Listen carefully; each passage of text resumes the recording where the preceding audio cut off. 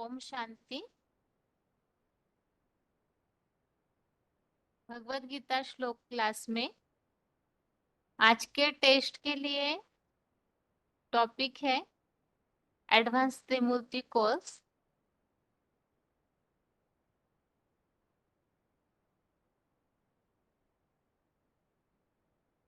और इसमें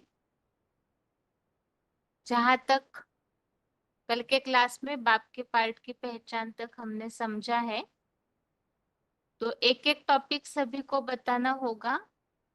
जिनका भी फोन अनम्यूट होगा, पहले व्यक्ति ने जहां तक बताया है उसके आगे का टॉपिक कंटिन्यू करके बताइए, जिससे कि सभी को ये प्रैक्टिस करने का चांस मिले और ये भी पता चले कि एडवांस त्रिमूर्ति कोर्स जो अनूठी योजना में दिया हुआ है उसी अनुसार किया है।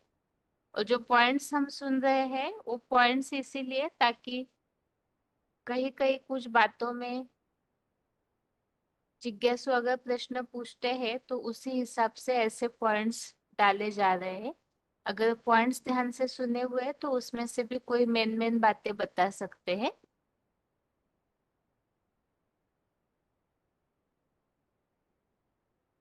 फोन अनम्यूट है।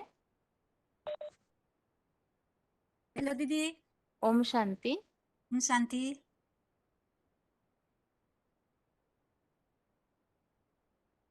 बताइए माता जी, एडवांस त्रिमूर्ति कोर्स शुरू शुरुआत से से बताना है। हाँ, शुरू से बताइए, फिर आपको बीच में रुकाया जाएगा और किसी का फोन अनम्यूट किया जाएगा। ठीक है।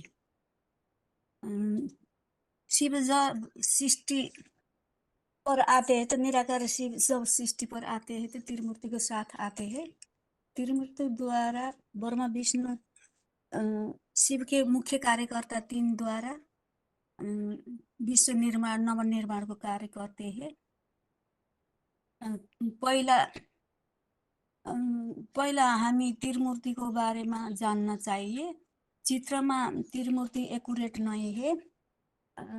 इसको एक्युरेट गर्न चाहिए, एक्युरेट चित्र राख्न चाहिए।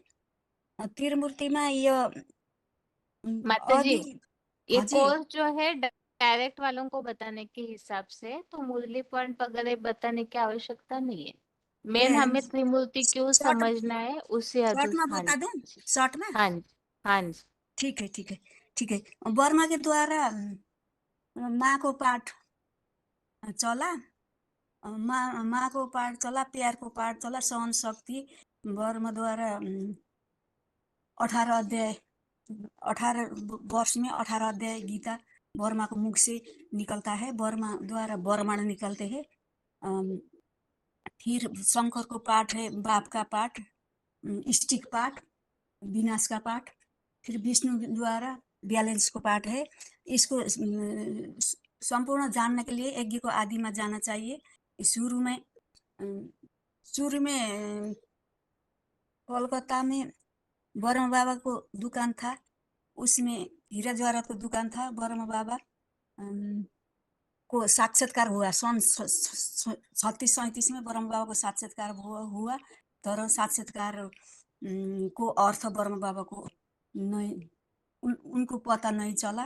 उन्होंने आफ्नो 7 गुरुओं से पूछा, उनसे भी आंसर नहीं आया। उन्होंने कलकत्ता में गए विद्वान पंडित आचार्य के पास, उन्होंने भी उनको संतोष नहीं दिया।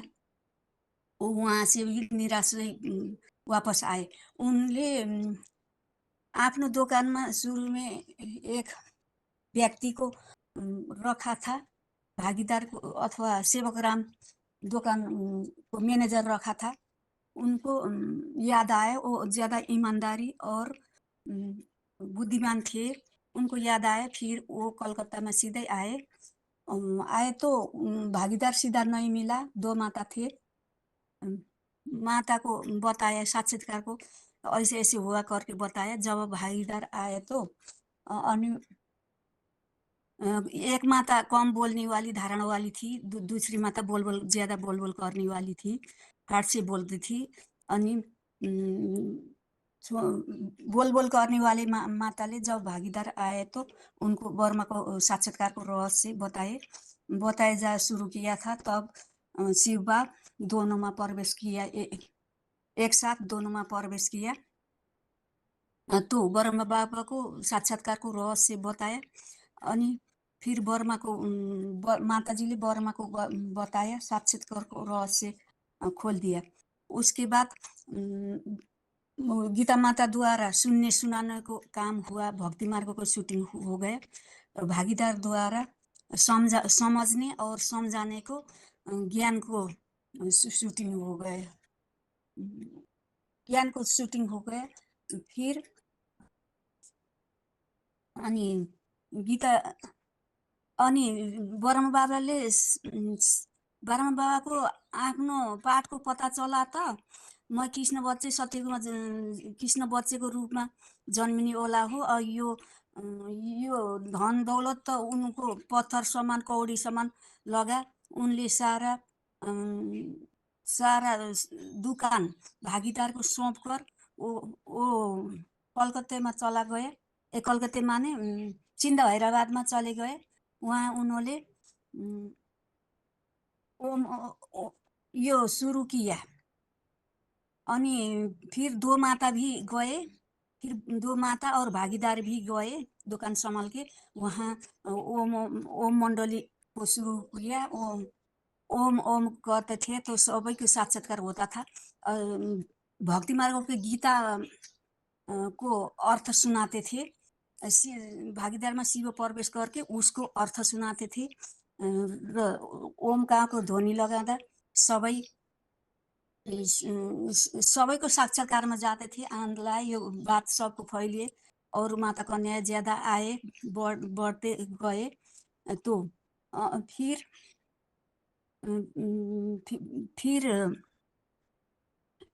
अगाडि बढ्दै गए। तो अनि वो त्यहाँ हंगामा हुनु सुरु फ्रिक्वेशन हो गया। तो किस बातमा तो भन्दा पवित्रताको बातमा। अब बर्माले त्यहाँ बर्माको द्वारा दो किसिमको बच्चा। माता जी हजुर रुक जाइए। ये सब बातें जो है ना एडवांस कोर्स की जो आप बता रहे हो तो बेसिक वालों के हिसाब से ठीक है, या हमें समझने के लिए। बाहर वालों को तो बहुत ही भक्ति मार्ग से टैली करते हुए बस ईश्वर के कार्य की शुरुआत कैसे हुई वो बताना है। आप एक बार अनूठी योजना में जो शॉर्ट में कोर्स दिया हुआ है डायरेक्ट वालों के लिए, तो देखा आप दीदी, उसे बोलने में पढ़िएगा। थोड़ा थोड़ा हाँ बोलने में हड़बड़ हुआ। आना तो मुझे आता है। हाँ, नहीं नहीं आ रहा है ऐसे नहीं। यहाँ बात है कि डायरेक्ट वालों को बताने वाला जो टॉपिक है वो थोड़ा अलग हो जाता है। और हजुर ठीक है ना, थोड़ा सा आप एक बार उसको पढ़िएगा और ठीक है। अलग कीजिए। जैसे नए लोगों को हमें एक्स्ट्रा कोई भी बात नहीं बतानी है ना। जैसे शुरू में लड़ाई झगड़ा हुआ, ब्रह्मा बाबा भागे, ये सब बातें नहीं। बस मेन मेन बातें कहानी की तरह बतानी है। ठीक है ना ठीक है दीदी? दीदी, ठीक है, ठीक है, ठीक है। ओम शांति। आप शांति। अगली बार फिर से पढ़ के फिर बताइएगा दोबारा ठीक एक ठीक बार। ठीक है, ठीक है, ठीक है। आगे अगला फोन अनम्यूट है।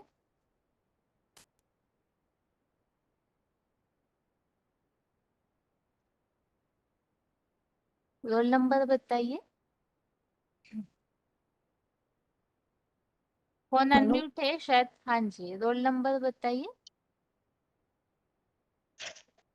20,495। कहाँ से बात कर रहे हैं आप? सतना मधुबन।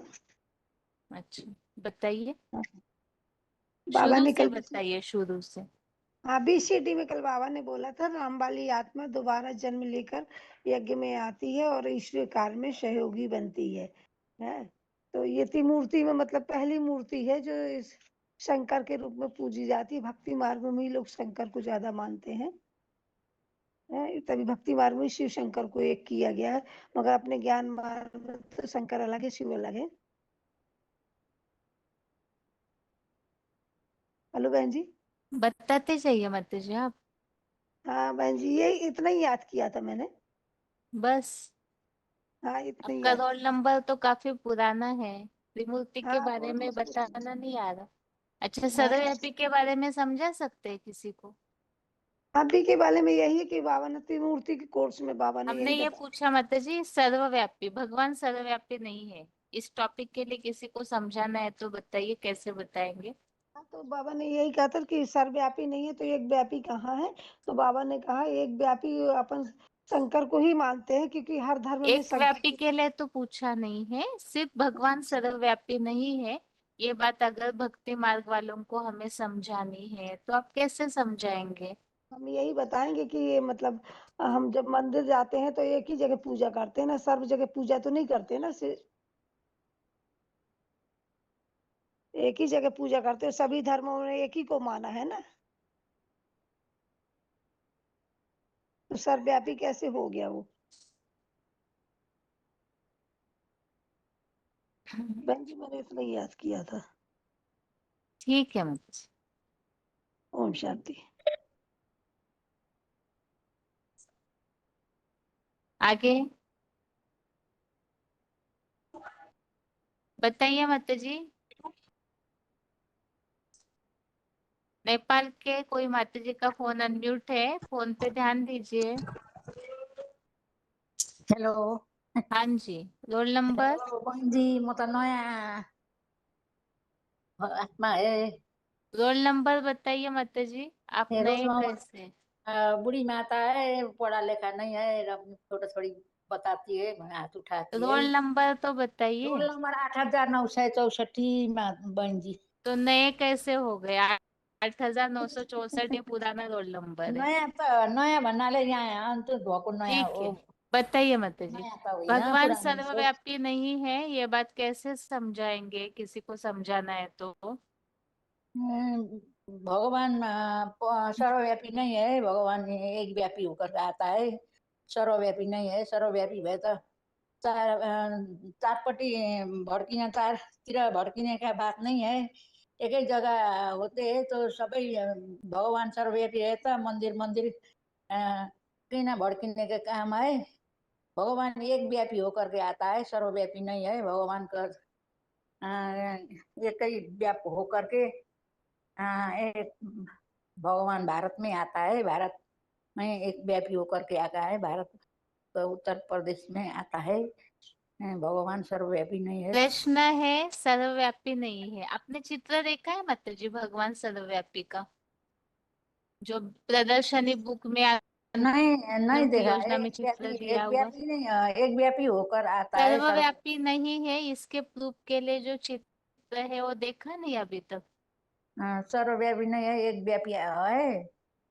एक व्यापी भारत के उत्तर प्रदेश में भगवान आते हैं, उत्तर प्रदेश से एक व्यापी होकर के आते हैं। मधुबन में जाते हैं माता जी आप? मधुबन जाते हैं। किस मधुबन में? काठमांडू ठीक मधुबन। है। मधुबन में जाने के बाद उनको बोलिए सर्वव्यापी नहीं है भगवान, चित्र मुझे दिखाइए। ठीक है ना? हाँ ठीक है बहन जी, ठीक है। हाँ, और उसमें क्या समझाना है वो भी सीख करके अगले हाँ टेस्ट में या आज शाम को बताइए। ठीक है? ठीक ठीक है बहन जी, ठीक। ठीक है माता जी। आगे हाँ अगला फोन ठाकुर।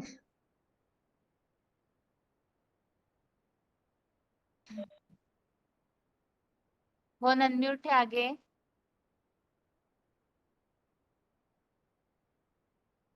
रोल नंबर बताइए माता जी, अपने फोन पे ध्यान दीजिए, फोन अनम्यूट है।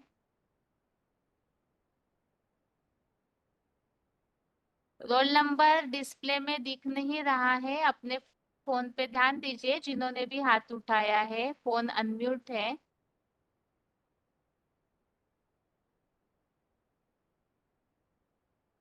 आगे अगला फोन अनम्यूट है। 26,587। बताइए माता ओम जी। शांति। ओम ओम शांति। शांति दीदी। हाँ 26,587। हाँ त्रिमूर्ति का बताना है दीदी। हाँ जी। इससे भगवान जब इस सृष्टि पर दुनिया पूरा पतित हो जाती है तो पतित दुनिया को पावन बनाने के लिए भगवान को इस सृष्टि पर आना पड़ता है। तो वो किसी मनुष्य का शरीर धारण करके तब इस सृष्टि पर आते हैं, तब तो पावन बनाएँगे। तो किस मनुष्य का शरीर धारण करते हैं? कहते हैं ना, भगवान जब इस सृष्टि पर आते हैं तो 3 मूर्ति के द्वारा आते हैं। तो ब्रह्मा के द्वारा ब्राह्मण धर्म की स्थापना करते हैं और शंकर के द्वारा आसुरी सृष्टि का विनाश करते हैं और विष्णु द्वारा देवी सृष्टि का पालना करते हैं। तो भगवान जब इस सृष्टि पर आते हैं तो ब्रह्मा के द्वारा ब्राह्मण धर्म की स्थापना करते हैं। तो ब्रह्मा को जब इ इ ब्रह्मा जब भक्ति पूरा भक्ति करते थे तो उनको साक्षात्कार होता था। ये चार चित्र का साक्षात्कार होता था, तो उनको ये समझ में नहीं आता था कि हमको क्या चीज़ का साक्षात्कार हो रहा है। तो वो कि जो काशी काशी गए, जहाँ के पंडित महापुरुष पंडित महात्मा लोग थे, वहाँ गए, काशी गए, तो उन लोग से ये पूछे कि इसका मतलब क्या होता है? ऐसे-ऐसे हमको साक्षात्कार होता है। तो उसका कोई भी समाधान नहीं कर पाया। तो ब्रह्मा बाबा फिर क्या गए, वहाँ गंगा के किनारे जाकर के वहाँ भी मनन चिंतन मंथन करते थे, लेकिन उसका कोई भी समाधान नहीं ही निकल पाया। लेकिन वो एकांत में अस्थिर से सोच रहे थे। सोचते-सोचते उसको भागीदार की याद आई, जो कि हीरे जवाहरात की दुकान में उनके सेवक के ब्रह्मा बाबा के ब्रह्मा बाबा को कलकत्ते में हीरे जवाहरात का दुकान था।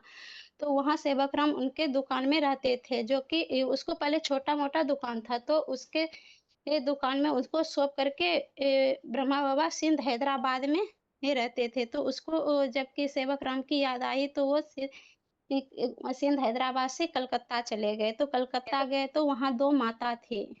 तो एक नज़दीकी संबंध की माता थी। वो तो वहाँ सेवक राम से भेंट नहीं हुआ ब्रह्मा बाबा को, तो फिर उसके पास वो नज़दीकी माता को बताए, तो वो फिर दूसरी माता को बताए, तो फिर क्योंकि वो बोलने में सिद्धहस्त नहीं थी, जो सिद्धहस्त माता थी उसको फिर बताए माता ने। जब सेवक राम घर आए तो उनको वो सिद्धहस्त माता ने सारा बात बताया, तो उनको ब्रह्मा बाबा को सारा समाधान उस जगह सारा बात फिर बता दिए वो सेवक राम ने। तो सेवक राम ने बताया तो उनका सब समाधान हो गया। तो उसी समय जबकि ब्रह्मा बाबा को पता चल गया कि अभी आने वाले समय में हम ब्रह्मा का पाठ बजाने वाले हैं और सतयुग में जाकर के हम कृष्ण के रूप में जन्म लेंगे। तो उसी समय जो कि हीरे जवाहरात की माता दुकान थी, जी, उससे हाँ, एक हाँ मिनट, दीदी। यहाँ मेन बात एक आपकी छूट गई। वास्तव में सेवक राम ने या भागीदार ने ब्रह्मा को साक्षात्कार नहीं बताए।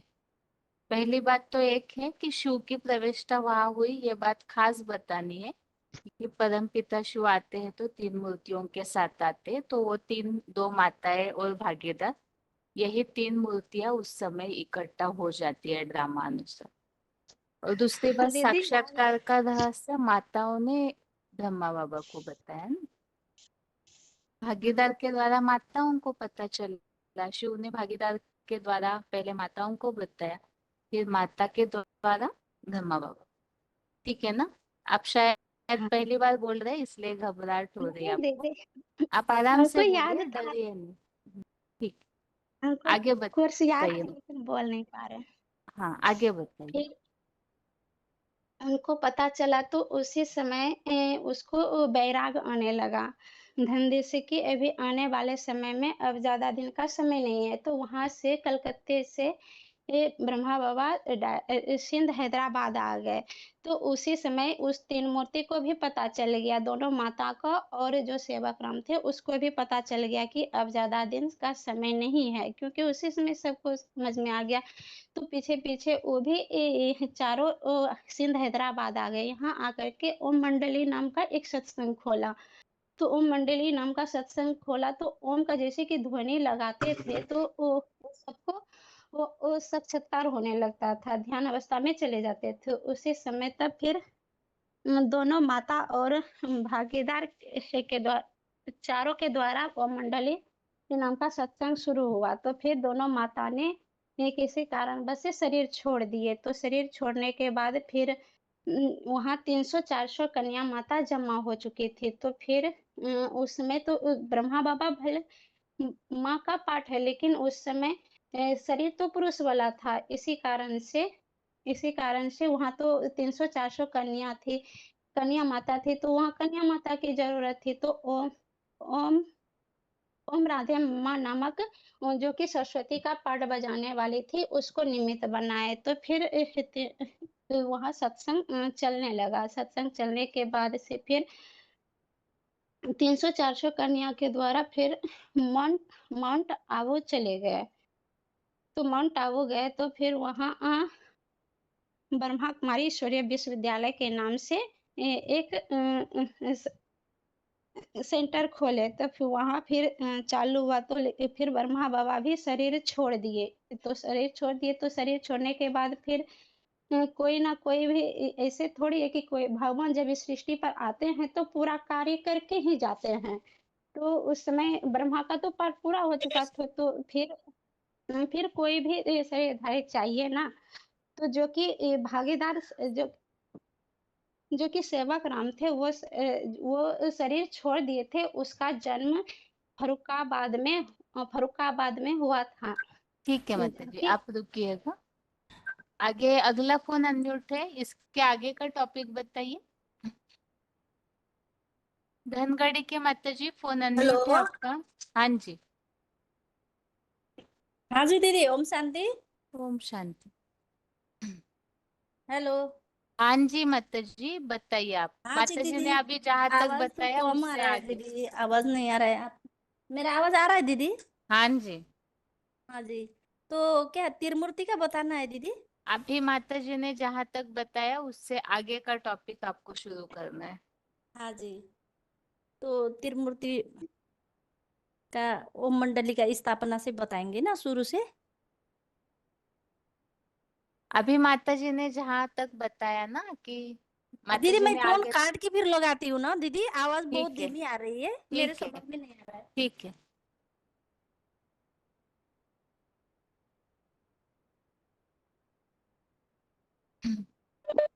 आगे बताइए माता जी। ओम शांति दीदी। हाँ जी। कहाँ से बताऊं दीदी? माता जी जहाँ तक रुके वहां से आगे। दीदी मैं अभी आती जा रही हूँ, तो कहाँ से रुकी है माता जी, बोल दीजिए। माता दीदी जी कहाँ? शंकर का बता रहे हैं, माता जी शंकर के पार्ट से बता रहे थे। आप 50-51 से जब हाँ से हाँ कराची आए, माउंट आबू आए, वहां से बताना शुरू कीजिए। हाँ दीदी, कराची से माउंट आबू आए तो बाबा ने वहाँ से वहाँ तो ओम मंडली का कार्ड चलता था। फिर वहाँ से जो कराची से 51 से जो मुरली निकली बाबा के मुंह से, सो वो वहाँ से फिर माउंट आबू आए। माउंट आबू में ब्रह्मा कुमारी नाम पढ़ा, ब्रह्मा कुमारी विश्वविद्यालय पर गया। वहां से ओम मंडली का नाम तो वहीं समाप्त हुआ। वहां से आगे वो ब्रह्मा कुमारी ईश्वरी विश्वविद्यालय पर गया। फिर वहां जाके नहीं है, बाबा ने मुरली चलाई, मुरली चली वहां पे। तो वहां से फिर ओम राधे मम्मा जो थी वो भी सहयोगिनी बनी उनके साथ में। वो दोनों माता पिता के रूप में, टाइटलधारी माता पिता के रूप में वो कार्य चला। फिर वहां से फिर 1965 में मम्मा ने शरीर छोड़ दिया, और 1969 में बाबा ने। तो वो दोनों यज्ञ से जब चले गए तो बच्चे अनाथ हो गए, क्योंकि माता पिता का साया था। जब तो वो रहते थे, जब तो एक ही राज्य, एक ही भाषा, उनको ही कार्य चलता था। और जब वो चले गए वहां से यज्ञ से, तो वो फिर माता पिता जब चले जाते हैं तो बच्चों के क्या होता है, बच्चों अनाथ हो जाते हैं। ऐसे ही लौकिक में भी कोई माँ बाप का साया नहीं होता है, तो वो बच्चे अपना मनमानी करने लगते हैं। तो इसी तरीके से जो ब्रह्मा कुमारियां थी, जो कि अपने इंचार्ज, जोन इंचार्ज में अपने अपने मालिक बन के नहीं अपना अपना चलाने लगी। तो बच्चा बिखर गए। उन्होंने सोचा कि अब तो सुप्रीम सोल जो प्रवेश करते थे वो तो चले गए, अब तो हम ही करेंगे सारा। तो अपने अपने ऊपर लिया। तो जानकी दादी थी, उन्होंने वो इंचार्ज रही। और प्रकाश मणि दादी ने जो का कार्य था वो संभाला। तो वो अपना वो रुतबा जमाने लगी। फिर वो बच्चा अनाथ की तरह रहने लगे। फिर 1969 के बाद जब जो बच्चा पहले थे यज्ञ में बापू मुरली में बोला है कि 20-25 वर्ष के हो गए होंगे, वो भी ज्ञान ले सकते हैं। तो यज्ञ के आदि के जो बच्चे थे वो आ गए, जो कि प्रजापिता रामबाली आत्मा फर्रुखाबाद जिले में जन्म लेती है, कायमगंज के बामे। और जो माता थी वो हैदराबाद में लेती है जन्म, और दूसरी माता दिल्ली में। क्या हैदराबाद में क्या नहीं बताया? दीदी, वो छोटी माँ ने जन्म लिया था ना गुजरात, कहाँ लिया था दीदी? अहमदाबाद। हाँ अहमदाबाद में, हाँ दीदी अहमदाबाद में। और बड़ी माँ ने दिल्ली में। और तो वो तीनों आत्माएं फिर यज्ञ में आ जाती हैं। तो वो यज्ञ तीनों आत्मा फिर यज्ञ में आने के बाद में वो जो कि शुरुआत में जो ज्ञान चला था वहां पे हैदराबाद से ही, तो वो जो छोटी माँ थी जो बाबा को सहयोग करती थी, क्योंकि मुरलियों के बाप में सुप्रीम सोल की प्रवेशता हो गई, क्योंकि वो कोई भी ज्ञान सुनाते थे तो वो उनको वो प्रश्न उत्तर करते तो कोई उनका जवाब नहीं दे पाते थे, कोई उनको खोज नहीं मिल रहा उनको। तो वो हलचल में थे। तो उन्होंने मुरली जब छोटी माँ ने मुरली दीनी तो उन्होंने मुरली को अध्ययन करो, सारा रहस्य उनको मालूम पड़ने लगा। तो वो अपना ज्ञान सुनाने लगे। तो जो वो बच्चे थे जो अपना रुतबा जमा के बैठे थे, बाबा को डरने नहीं देते थे, बाबा को वहां से हटा देते थे। जो बाबा यहाँ मुरली सुनाते थे वहीं से उनको हटा दिया जाता था। तो क्या बता वो रहे माता जी आप, ये क्या बता रहे? दीदी जो बाबा ज्ञान सुनाते थे तो वो जो ब्रह्मा कुमारी दीदी थी वो उनको सुनाने नहीं देती थी। माता जी यही बात तो पिछले क्लास में भी समझाई। आप बताइए, डायरेक्ट वालों को आप फट से ऐसी बात बताएंगे तो गलत इंप्रेशन पड़ेगा ना। दीदी हमारा डायरेक्ट उद्देश्य तो केवल बाप की पहचान देना है। हाँ पहले तो आपको ये सिद्ध करना है कि यही शंकर पाठधारी है, इनके द्वारा ही बाप का पाठ चला, टीचर का चला, जिससे ज्ञान का क्लैरिफिकेशन मिला। शास्त्रों में उसकी क्या याद है? जब तक ये प्रूफ किए बिना आप उन्हें कैसे माने? हम तो ज्ञान के आधार से समझ गए। पहली बार हाँ दीदी। सुनने वाला व्यक्ति ऐसे ही कहानी सुन के कैसे किसी को श्रेष्ठ मान सकता है? नहीं दीदी, मैं बा हिसाब से नहीं सुना रही थी, ये मतलब हाँ, बाबा की तो कहानी थी पहली बात तो ये बात आपको स्पष्ट करनी है कि यही व्यक्तित्व है जो आदि वाला है, और उसके क्या क्या प्रमाण हम बता सकते हैं, आप इसे स्पष्ट कीजिए पहले। ठीक है दीदी, ठीक है दीदी। हम्म। तो दीदी जो बाप जो ज्ञान सुनाने साकार में बाप आया हुआ है, उनके प्रूफ है कि जब भगवान ने कही है कि जब जब हो धर्म की हानि बढ़े असुर अभिमानी, जब जब प्रभु मनुष्य धरे मनुष्य शरीरा। तो मनुष्य शरीरा मतलब यहाँ है नहीं वे, जब वो आते हैं दिव्य अवतार लेते हैं, जब वो मनुष्य का शरीर का आधार लेते हैं। तो भगवान आए हुए हैं। वैसे भी कहते हैं कि मैं इस दुनिया का नहीं हूँ, दुनिया का रहने वाला नहीं हूँ, सूरज चांद सितारों को प्रकाश नहीं पहुंचता है वहां का मैं रहने वाला हूँ। तो भगवान तो यहाँ के रहने वाले हैं ही नहीं, भगवान तो दिव्य जन्म लेते हैं। और वैसे भी शिव शंकर के मतलब शिव शंकर जब देव महादेव कहते हैं, सब देवताओं में बड़े माने जाते हैं। तो वो महादेव वो ही, उनका नाम ही शिव के साथ जोड़ा जाता है, ना कि और किसी आत्मा के साथ शिव का नाम जोड़ा जाता है। कुछ देवता के मानव देवता किसी के साथ शिव का नाम नहीं जोड़ा जाता है, क्योंकि शिवरात्रि भी कहते हैं हम, शिव नेत्री भी कहते हैं, शिवलिंग भी कहते हैं। तो जारे जितने भी नाम होते हैं वो शिव के साथ ही जोड़े जाते हैं। कौन के साथ जोड़े जाते हैं? शंकर और शिव, और देवता के साथ नहीं जोड़े जाते हैं। ये प्रूफ पक्का है। और दीदी वैसे भी भगवान कहते हैं कि जब मैं आता हूँ तो दिव्य जन्म, भगवान ने गीता में भी कहा है कि जब जब धर्म की गिलानी होती है, जब जब परमात्मा धरती पे आते हैं, सज्जनों की रक्षा करते हैं और दुष्टों को दंड देते हैं। तो भगवान यहाँ के नहीं है ना, इसलिए तो आते हैं, शब्द आया आते हैं। तो भगवान आए हुए हैं, अब पृथ्वी पे आए हुए हैं। तो ये साकार शरीर का आधार लेके नहीं है भाई, वो तो निराकार है, निराकार कैसे ज्ञान सुना सकेंगे? जबकि उनको शरीर चाहिए। कोई देवी देवता, कोई भूत प्रेत, कोई किसी में प्रवेश करता है जब तो कोई बोलता है। ऐसे ही भगवान भी प्रवेशटम, गीता में लिखा है प्रवेशटम में प्रवेश करने योग्य हूँ।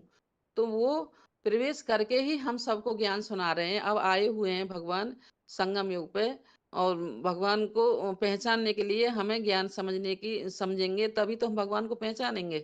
तो एक व्यापी और जुबा में भी आया है सर्वव्यापी के में, कि जब हम भगवान को पुकारते हैं, बीमार होते हैं तो भगवान को पुकारते हैं, तो क्यों पुकारते हैं हम भगवान को? क्योंकि भगवान हमारे अंदर नहीं है, इसलिए हम भगवान को पुकारते हैं। और वह में भी है कि जब भगवान अग्नि का चित्र भी है, अग्नि के चित्र में भी ये दिखाया गया, दर्शाया गया है कि जब लोहा अपना गुण अग्नि का ले लेता है, अग्नि का गुण लोहे में आ जाता है, तो परमात्मा का गुण हम सब बच्चों में क्यों नहीं आया? हम क्यों इतने 5 विकारों के वशीभूत होके नहीं है, और कितने अत्याचार और दूसरे को दुख देने का काम कर रहे हैं। भगवान तो कभी किसी को दुख भी नहीं देते हैं। भगवान तो सबका सदगति करने वाले हैं, शांति के सागर हैं, दया के सागर हैं, प्रेम के सागर हैं। ऐसे ही थोड़ी नाम पड़ जाता है, कभी बने होंगे, करके गए होंगे, तभी तो नाम पड़ता है भगवान का। तो ये भी आज कन्या माताओं पे कितना अत्याचार हो रहा है। तो भगवान कोई किसी का कन्या माताओं को दुखी करना चाहते हैं? कभी किसी को दुख देंगे? नहीं देंगे। क्योंकि भगवान तो सबके शास्त्रों में भी लिखा है कि द्रौपदी की जब दुशासन ने चीर खींचा तो भगवान दौड़ दौड़े चले आए। तो भगवान आए कहीं से? भगवान थे नहीं वहां। अगर भगवान थे तो इतना अत्याचार ही नहीं होता था। तो भगवान आए, मतलब भगवान है नहीं, यहाँ आए। एक व्यापी शिव शंकर भोलेनाथ ही भगवान है, और वही गीता के साकार भगवान है। वो ही भगवान के जो सर्वव्यापी कह के नहीं है, भगवान को दूर कर दिया है। पर भगवान सर्वव्यापी नहीं है, एक व्यापी है। सबके अंदर भगवान नहीं है, सबके अंदर तो भगवान की याद समाई हुई है। सब भगवान को याद करते हैं, भगवान के अंश हैं, परंतु भगवान नहीं हो सकते। ठीक है दीदी। ठीक है मत जी, आपको उस समय जो रोका था तो आपको त्रिमूर्ति का टॉपिक ही आगे कंटिन्यू करना था, कि बाप का पार्ट कहाँ दोबारा जन्म लेकर आते हैं। तो गांव भारत में आते हैं, तो जिला देश गंदे गांव में आते हैं, तो कंपिल की यादगार क्या है भक्ति मार्ग में, ये सब बातें बताना था। बाकी आप जो हाँ ब्रह्मा कुमारियों ने निकाल दिया, ये जो बात बता रहे थे, केवल आपको उसके लिए टोकर मतलब बोला था कि नहीं बोलना है ऐसे। डायरेक्ट वालों के मन में अगर जैसे आदि में भी लड़ाई झगड़ा हुआ, कोई कोई हाँ माताएं कुछ मुरलियों की जो गहरी बातें हैं वो बता देते हैं कोर्स में। तो आप बताइए नयों को, अगर हम लड़ाई झगड़े की कहानियां सुनाएंगे, यज्ञ में ऐसे होता है वैसे हुआ, तो क्या लोग ज्ञान सुनना पसंद करेंगे? हाँ ठीक है दीदी, मैं तो ऐसे ही हमारा उद्देश्य केवल ज्ञान बताना है। बाकी जो गहरी बातें हैं, एडवांस नॉलेज के तौर पे बाबा ने कहीं कहीं बहुत गहरे त्रिमूर्ति की बातें बताई है, वो तो हमें समझने के लिए कि हम अपने पार्ट को रियलाइज कर सके। हाँ ठीक है दीदी, ना हाँ माता दीदी। जी? आप अभी टॉपिक आपका रुकाया तो आप सीधा सर्वव्यापी की बातें बताने लगे, वास्तव हाँ में दीदी। त्रिमूर्ति को ही आगे बताना था। हाँ तो दीदी, आप और बताऊं दीदी अब थोड़ा सा और? अगली बार बताइए माता जी आप फिर, क्योंकि देखिए अभी बहुत सारे हाथ उठे हैं, फिर सबको चांस नहीं मिल पाता है ना, इसलिए आप या अगली तो बार फिर बताइएगा। याद तो रहती है कंपिल का, यो सफर का बाद का, ये सब याद है, पर दीदी मैं बोलते समय भूल जाती हूँ कहाँ से बोलना है, ऐसे भूल जाती हाँ। हूँ मैं। हाँ ठीक है, वो बीच में तो इसलिए रोकना पड़ता है क्योंकि जो सभी सुन रहे हैं ना, फिर सभी हाँ वही बातों को सीख लेंगे सुन के। अच्छा ये बिल्कुल। बात बता सकते हैं, ये बात बता सकते हैं, ऐसे समझेंगे ना। इसलिए हाँ जहाँ दीदी। गलत वो वाक्य आता है, इसलिए वहां तुरंत रोकना पड़ता है, क्योंकि जो भी सुनने वाले हैं कईयों को नहीं पता है गहरी बात, तो सभी हाँ उन्हीं बातों को नए जिज्ञासुओं को बताना शुरू करेंगे, इसीलिए। ठीक है गहराई मतलब। में मैं बाबा की जीवन कहानी सुनाने लगी, वो ध्यान नहीं रहा दीदी। ठीक है। हाँ ठीक। आगे बताइए माता जी, जो माता जी पहले वाले ने टॉपिक छोड़ दिया था वहां से शुरू कीजिए। पता नहीं ये जन्म हुआ इनका यहाँ से, हाँ ठीक है, वहां रामबालिया। से ही बताइए, बताइए वहां से। दोबारा वो आत्मा यज्ञ में आती है तो वहां से बताइए उनका प्रूफ, वही आत्मा है ये कैसे मानेंगे, ये सब बातें समझो।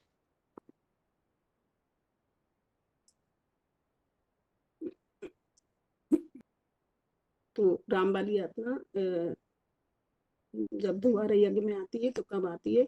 जब ब्रह्मा बाबा ने शरीर छोड़ा 69 में, 18 जनवरी 69 को, तो उसके बाद 10 महीने बाद माना 30 नवंबर को ज्ञान में आ जाती है।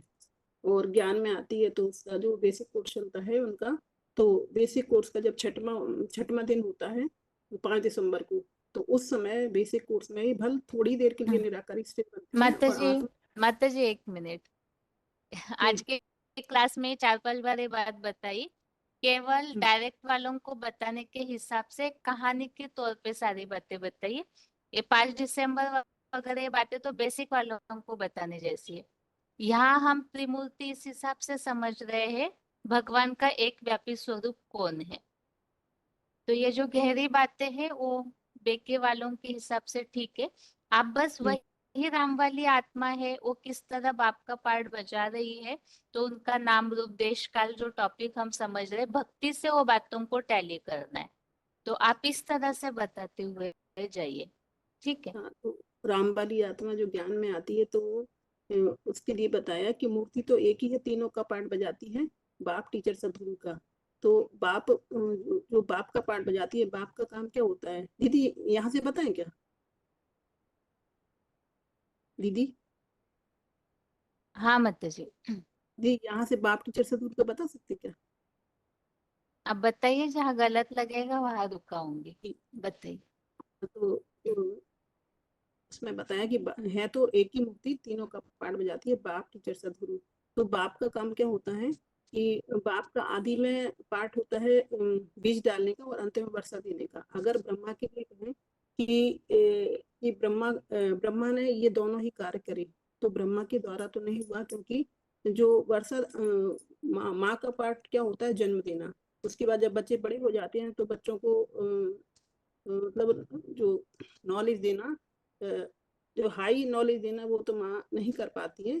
तो वो, और जो राम वाली आत्मा का पिता का पार्ट होता है कि इस सृष्टि पर दुखी की दुनिया में रहते हुए भी दुख दर्दों से मुक्ति, तो जीवन मुक्ति का वो भी ब्रह्मा ने नहीं किया।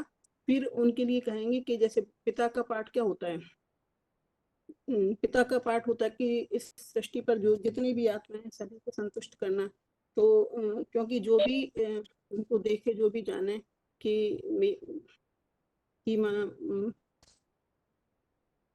जो भी देखे हर आत्मा को संतुष्ट करना। लेकिन ये ब्रह्मा बाबा का पार्ट नहीं चला। ब्रह्मा बाबा तो इस समय है ही नहीं, तो हर आत्मा को अभी तो बहुत आत्माएं उन्होंने देखा ही नहीं ब्रह्मा बाबा को। फिर उसके बाद टीचर का पार्ट राम वाली आत्मा के द्वारा होता है, शंकर के द्वारा। तो टीचर के लिए कहते हैं कि टीचर का काम क्या होता है कि हमारी जो भी प्रोज पोएट्री है उसका क्लैरिफिकेशन देना। तो ब्रह्मा बाबा के लिए अगर कहें कि ब्रह्मा बाबा का टीचर का पार्ट हुआ, तो ब्रह्मा बाबा ने तो खुद ही नहीं समझ में आया था, जो 10 साल के लिए बताया था कि 10 साल में पुरानी दुनिया के विनाश, नई दुनिया की स्थापना। तो जब वो खुद ही नहीं समझे थे तो दुनिया और लोगों को कैसे समझाते। और टीचर का पार्ट ये भी होता है कि जैसे मुरली में आता है कि मकान आदि नहीं बनाना, और मकान नहीं बनाना, बच्चों की शादी आदि नहीं करना, क्योंकि समय बहुत माता जी थोड़ा सा ये है। सब एडवांस लेवल की बातें हैं। दीदी फिर क्या बताए देखिए, फिर आपने कल का क्लास नहीं सुना माता जी? हाँ सुना था दीदी। क्या सुने बताइए माता जी, आप कल जो सुने हैं केवल उन्हीं बातों को बताइए। दीदी बाप का परिचय देना, नाम रूप देश काल। हाँ बस, यहाँ हमारा उद्देश्य, ये बात सभी समझ ही रहे होंगे कि 8 प्रश्नों के उत्तर में से पहले प्रश्न का उत्तर हमने पूरा समझा। भगवान सर्वव्यापी नहीं है तो एक व्यापी स्वरूप कहाँ है, तो वो कहाँ है उस पर्टिकुलर व्यक्ति तक हमें पहुंचाना है ना लोगों को। तो उसमें ये सब एक्स्ट्रा जो बाबा ने बोला है ना, बाप का परिचय तो देते ही नहीं है, बहुत सारी बातें तो हम एक्स्ट्रा बताते हैं, लेकिन मूल जो बाप का परिचय है, वो अवस्था किस स्थिति में है, वो क्या कर रहे हैं, बस केवल मेन वो कहाँ के है, यहाँ ये बात बताना ये उद्देश्य है। ये बातें बहुत सारी एक्स्ट्रा हो जाएगी जो बीके वालों को बताने की है। तो ये भी हमें अलग करना आना चाहिए कि सिर्फ डायरेक्ट वालों को हमें क्या बताना है, और बीके वालों को त्रिमूर्ति कोर्स किस तरह बताना है। अभी नए व्यक्ति है, उन्हें ये सब गहरी बातें तो नहीं समझ आएगी ना कि 76 की घोषणा क्या थी, कैसे थी। तो कल के क्लास में आपने जो सुना है, जो आपको याद है, आप केवल वही बातें बताइए।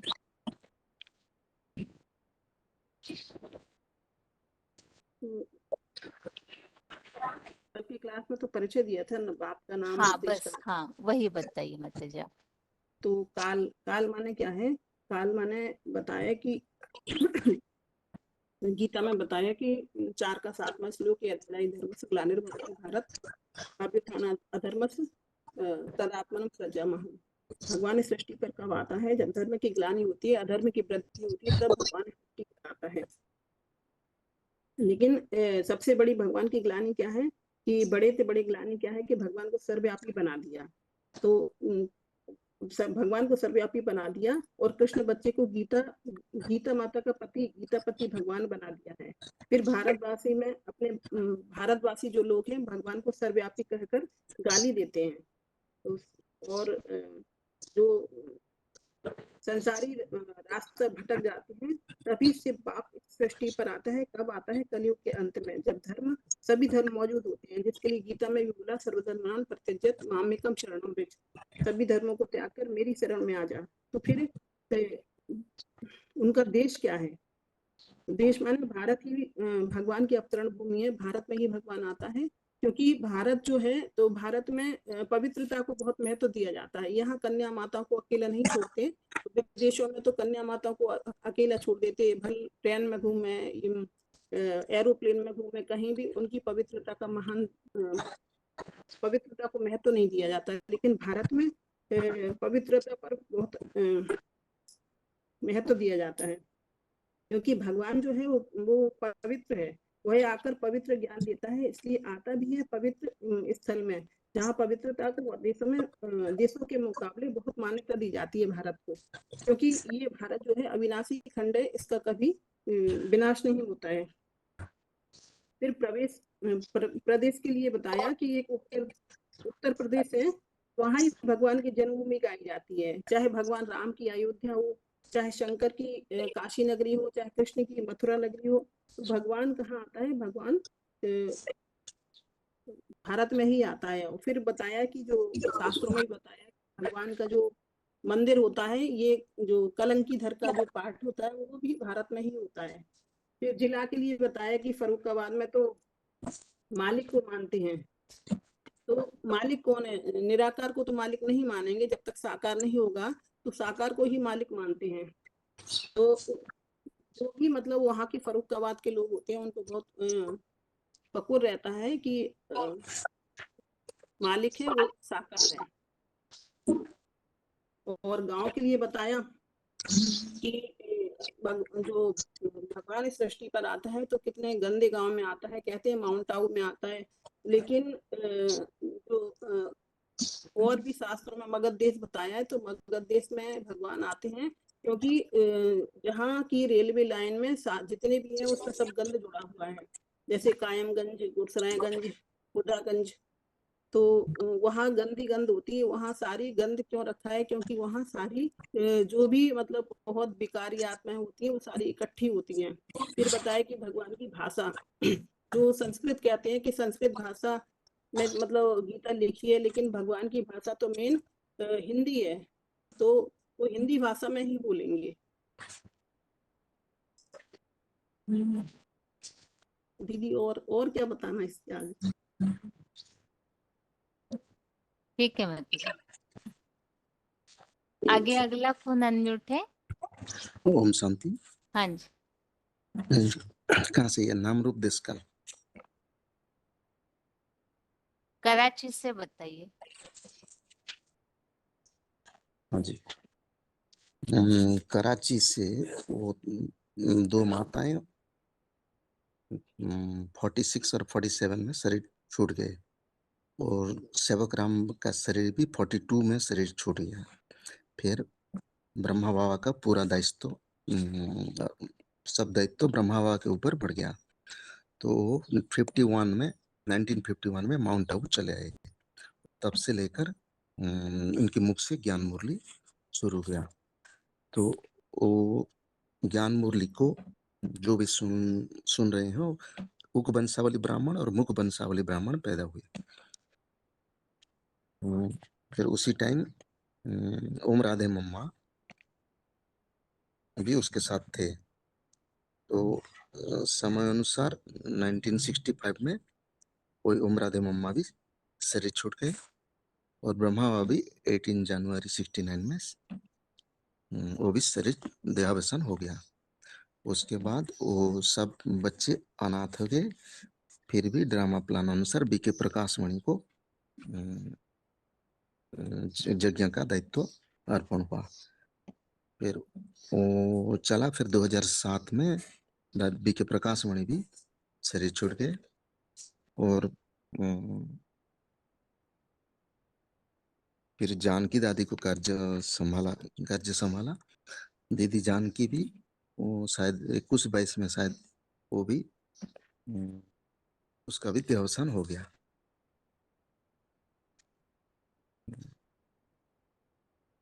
फिर दोबारा जो राम मली आत्मा का इस यज्ञ में पुनर्बार आगे 76 से और एडवांस नॉलेज उसके मुख से प्रारंभ हुआ। 69 में ही आए ना। हाँ, 69 से आए।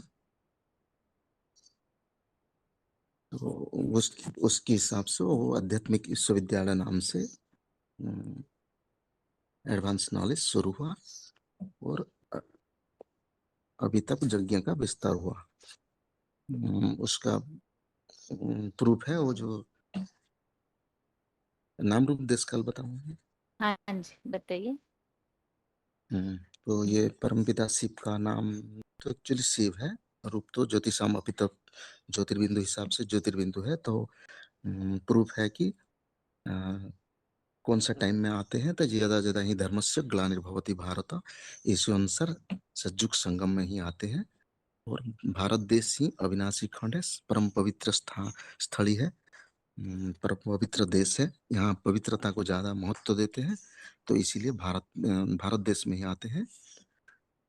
और भारत देश का भी जो उत्तर प्रदेश उत्तराखंड में ही सारी तीर्थ समाया हुआ है, जैसे श्री राम का अयोध्या, श्री कृष्ण का मथुरा का यादगार, शंकर का काशी मंदिर और कलंकीधर का पाठ अनुसार भी कलंकी मंदिर भी वहाँ है। तो उत्तर प्रदेश में ही आते हैं। पेश ब्रह्म वाक्यम जनार्दनम जो मुरली के अनुसार जो लिखा हुआ है, फरुखाबाद में तो मालिक को मानते हैं, तो जिला का भी इंडिकेशन आ गया उत्तर प्रदेश का फरुखाबाद जिला में। फिर जो गंदे गांव में आते हैं, तो उसी हिसाब से कायमगंज है उसका तालुक में आते हैं सब। गंदगांव में कायमगंज, दरियागंज, अहमदगंज, खुदाईगंज और गुरुसाहेगंज, तो कायमगंज तालुका में आते हैं। और गांव में भले पैदा होते हैं गांव अहमदगंज, लेकिन उसका कार्यस्थली है कंपिल्या। जैसे भक्ति मार्ग में स्कंद पुराण में लिखा है, कंपिल्या सदृशम तीर्थम नास्ति भूमंडले किंचित। और एक लिखा है, आसित कंपिल्य नगरे सोमयाजी कुलोद्भव दीक्षितो यज्ञ दत्ताख्यो यज्ञ विद्याम विशारदः। तो उसी हिसाब से कंपिल्य नगर सबसे बड़ा तीर्थ है, सर्व तीर्थों का भंजा है कंपिल्या। और बाबा बहुत गरीब निवाज दिखाते हैं, इसीलिए शास्त्र में दिखाते हैं शंकर को बहुत फकीर शंकर को शास्त्र में फकीर दिखाते हैं।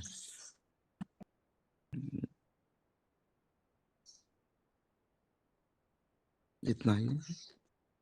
ठीक और है। मगध देश में आते हैं। और पांडव भी कंपिल्य नगर में शरण ली थी। हेलो, हाँ जी, रोल नंबर बताइए। 1448 क्या 144? 87 कहाँ से बात कर रहे हैं? बालदेव से बताइए। टेस्टी कार्य प्रोसेस 1937 में ज़्यादा लेखक थे। दीपावली सीधी हैदराबाद में रहने वाला है। यही रविवार है। स्वरों की साक्षात्कार गया साक्षात्कार हलचल से प्रभावित ज़्यादा लिख रहा था ज्ञान सामर्थ्य से सिस्टम वाले अपने अंतिम जन्म में भक्ति लगी थी।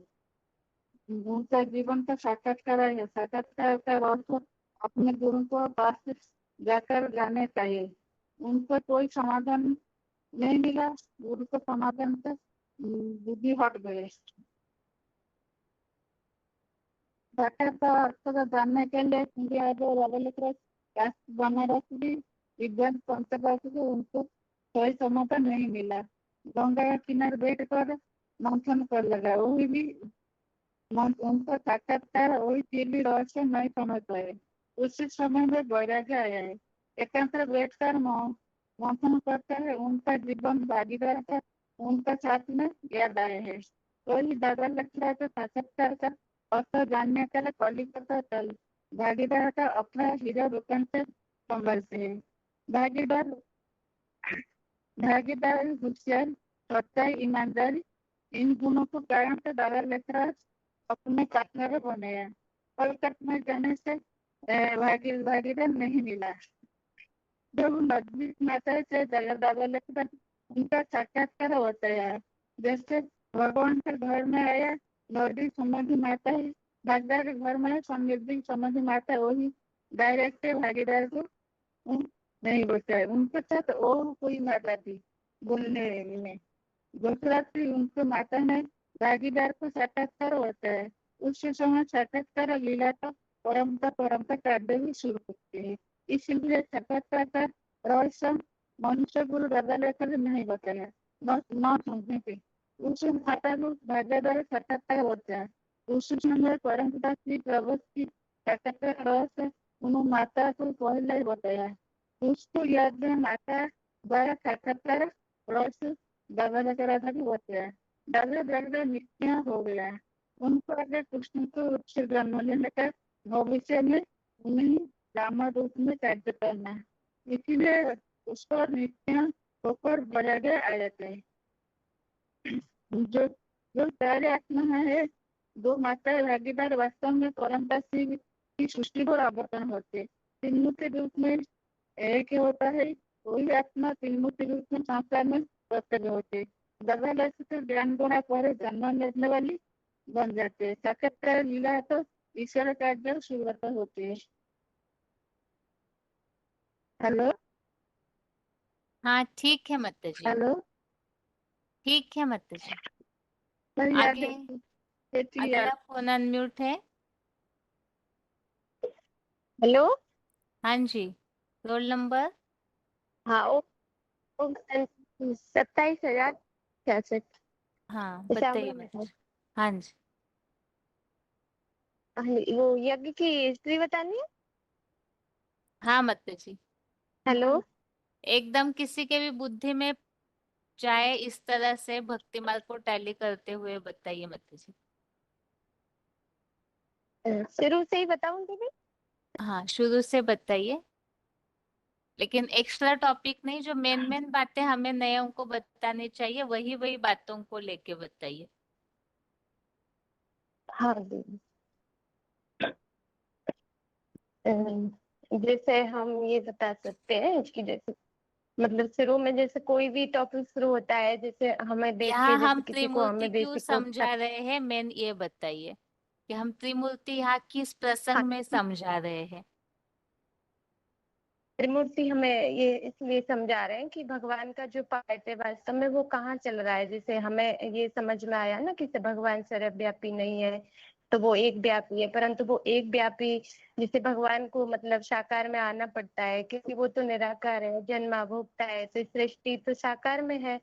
तो इस साकार सृष्टि का जब परिवर्तन करना पड़ता है परिवर्तन करने के लिए भगवान को आना पड़ता है तो वो किसी साकार का ही आधार लेता है क्योंकि वो तो अजन्मा अभुक्ता है। तो वो साकार तन मतलब उस साकार तन को पहचानने के लिए ही हम त्रिमूर्ति समझ रहे थे। तो बताऊं दीदी? हाँ जी। हाँ, तो जैसे मतलब ये सारी सृष्टि जब दुखी हो जाती है तो भगवान को यानी कि सृष्टि पे आना, तो किसी साकार तन का माध्यम लेना पड़ता है। तो यानी कि जब भगवान इस सृष्टि पे आते हैं तो सबसे पहले वो त्रिमूर्ति का आधार लेके आते हैं, इसलिए उसे त्रिमूर्ति शिव भी का मतलब शिव भी कहते हैं। तो त्रिमूर्ति शिव कहते हैं। तो वो तीन मूर्तियां कौन है, तो उस त्रिमूर्तियों को जानने के लिए हमें जो ये ज्ञान या जो आदि की जो कहानी है, जो शुरुआत है, उसको हमें जानना होगा।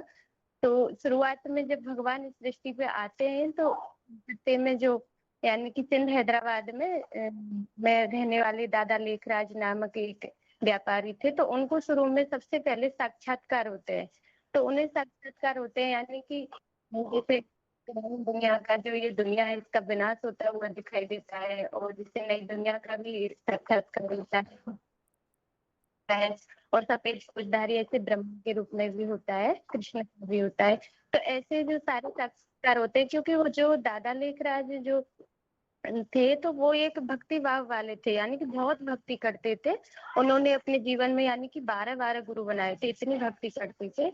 तो उनको भक्ति भावना के कारण वो शुरू में सबसे पहले यानी कि उस दादा लेखराज को तो साक्षात्कार करने से वो नहीं समझ पाते हैं, क्योंकि उनको ज्ञान मतलब वो भगवान की लीला क्या जाने। तो सबसे पहले जब उनको साक्षात्कारों का रहस्य समझ में नहीं आता है तो वो अपने यानी कि साक्षात्कारों का जो रहस्य वो अपने गुरुओं के पास जाते हैं, तो गुरुओं से पूछते हैं।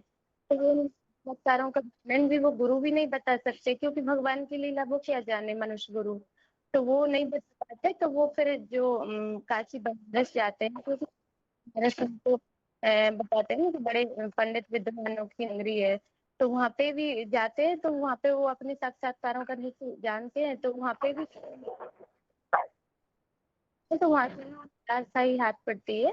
तो वो वहां से जब मतलब ये साक्षात्कारों का रहस्य वो जानते मतलब जानने के लिए गंगा किनारे पे जैसे चित्रों के गोले भी मारते थे, ऐसे गोले बना बना के अपनी उनका रहस्य जानने की कोशिश करते थे, परंतु फिर भी उन्हें वो पता नहीं चलता है। तो बाद में यानी कि उनको जब मंथन करते हुए विचार आया कि उन्हें अपने जो भाग यानी कि उनकी जो कलकत्ते में एक हीरे जवाहरात की जो दुकान थी उनमें उनका एक भागीदार रहता था, जो उसकी भागीदारी बनाया था उनको। तो उनकी याद आती है, क्योंकि उनके जीवन में जो सच्चा आदमी निकला, जो उनके सच्चा साबित हुआ, तो वो ईमानदारी उपचारी को देख के ही उन्होंने अपनी दुकान में भागीदार बनाया था। तो उसकी याद आती है कि वो मेरे साक्षात्कारों का रहस्य बता सकते हैं। तो वो तुरंत ही वहां से फिर सिंध हैदराबाद से कलकत्ते आते हैं। तो कलकत्ते में मतलब ऐसा होता है कि जब वो आते हैं तो उस समय उनकी सीधी भेंट यानी कि उस भागीदार से नहीं हो पाती है। तो मतलब एक माता है तो उससे होती है, वो नजदीकी संबंध की माता से होती है। तो वो अपने साक्षात्कारों का नजदीकी संबंध वाली माता को बताते हैं। वो नजदीकी संबंध वाली माता भी डायरेक्ट उस भागीदार को नहीं बता पाती है, तो वो दूसरी माता भी वहाँ मौजूद होती है। तो वो बोलने में बहुत मुक्त होती है, यानी कि बोलने में बहुत तीखी होती है। तो वो उनको बताती है और वो फिर जो भागीदार है तब वो आते हैं तो उनको वो डायरेक्ट सुनाती है, क्योंकि वो तो बोलने में बहुत सिद्धस्त है। तो वो उनको जो साक्षात्कारों का जो वर्णन दादा लेखराज ने उनको सुनाया था वो जो का तो ही उनको सुना देती है। तो उसी टाइम पे यानी कि भगवान की प्रवेशता उस भागीदार वाली आत्मा में होती है। तो सबसे पहले जो निराकार जो शिव सुप्रीम सोल जब इस सृष्टि पे आते हैं तो सबसे पहले उस भागीदार वाली आत्मा में आकर के उन साक्षात्कारों का रहस्य बताते हैं। तो वो दो मतलब उस टाइम पे वो दोनों में यानी कि जो बोलने में जो सिद्ध हस्त माता है उसमें और उसमें दोनों में एक साथ प्रवेशता होती है भगवान की। यानी कि सुनने के साथ साथ जैसे हम बोलने के साथ साथ दूसरे जैसे समझते हैं, तो ऐसे ही उस साक्षात्कारों का वर्णन वो भागीदार वाली आत्मा ने उसको सुनाया। और उस टाइम तीनों आत्माएं यहाँ पे मौजूद होती हैं, यानी कि जो नजदीकी संबंध वाली माता भी और जो बोलने में सिद्ध जो माता थी वो भी। तो उन्होंने जैसे सुनाया उन्होंने वो सुना, परंतु वो जो माता नजदीकी संबंध वाली माता थी तो वो समझदार थी, वो उन रहस्यों को समझ रही थी, सुनने के समझ भी रही।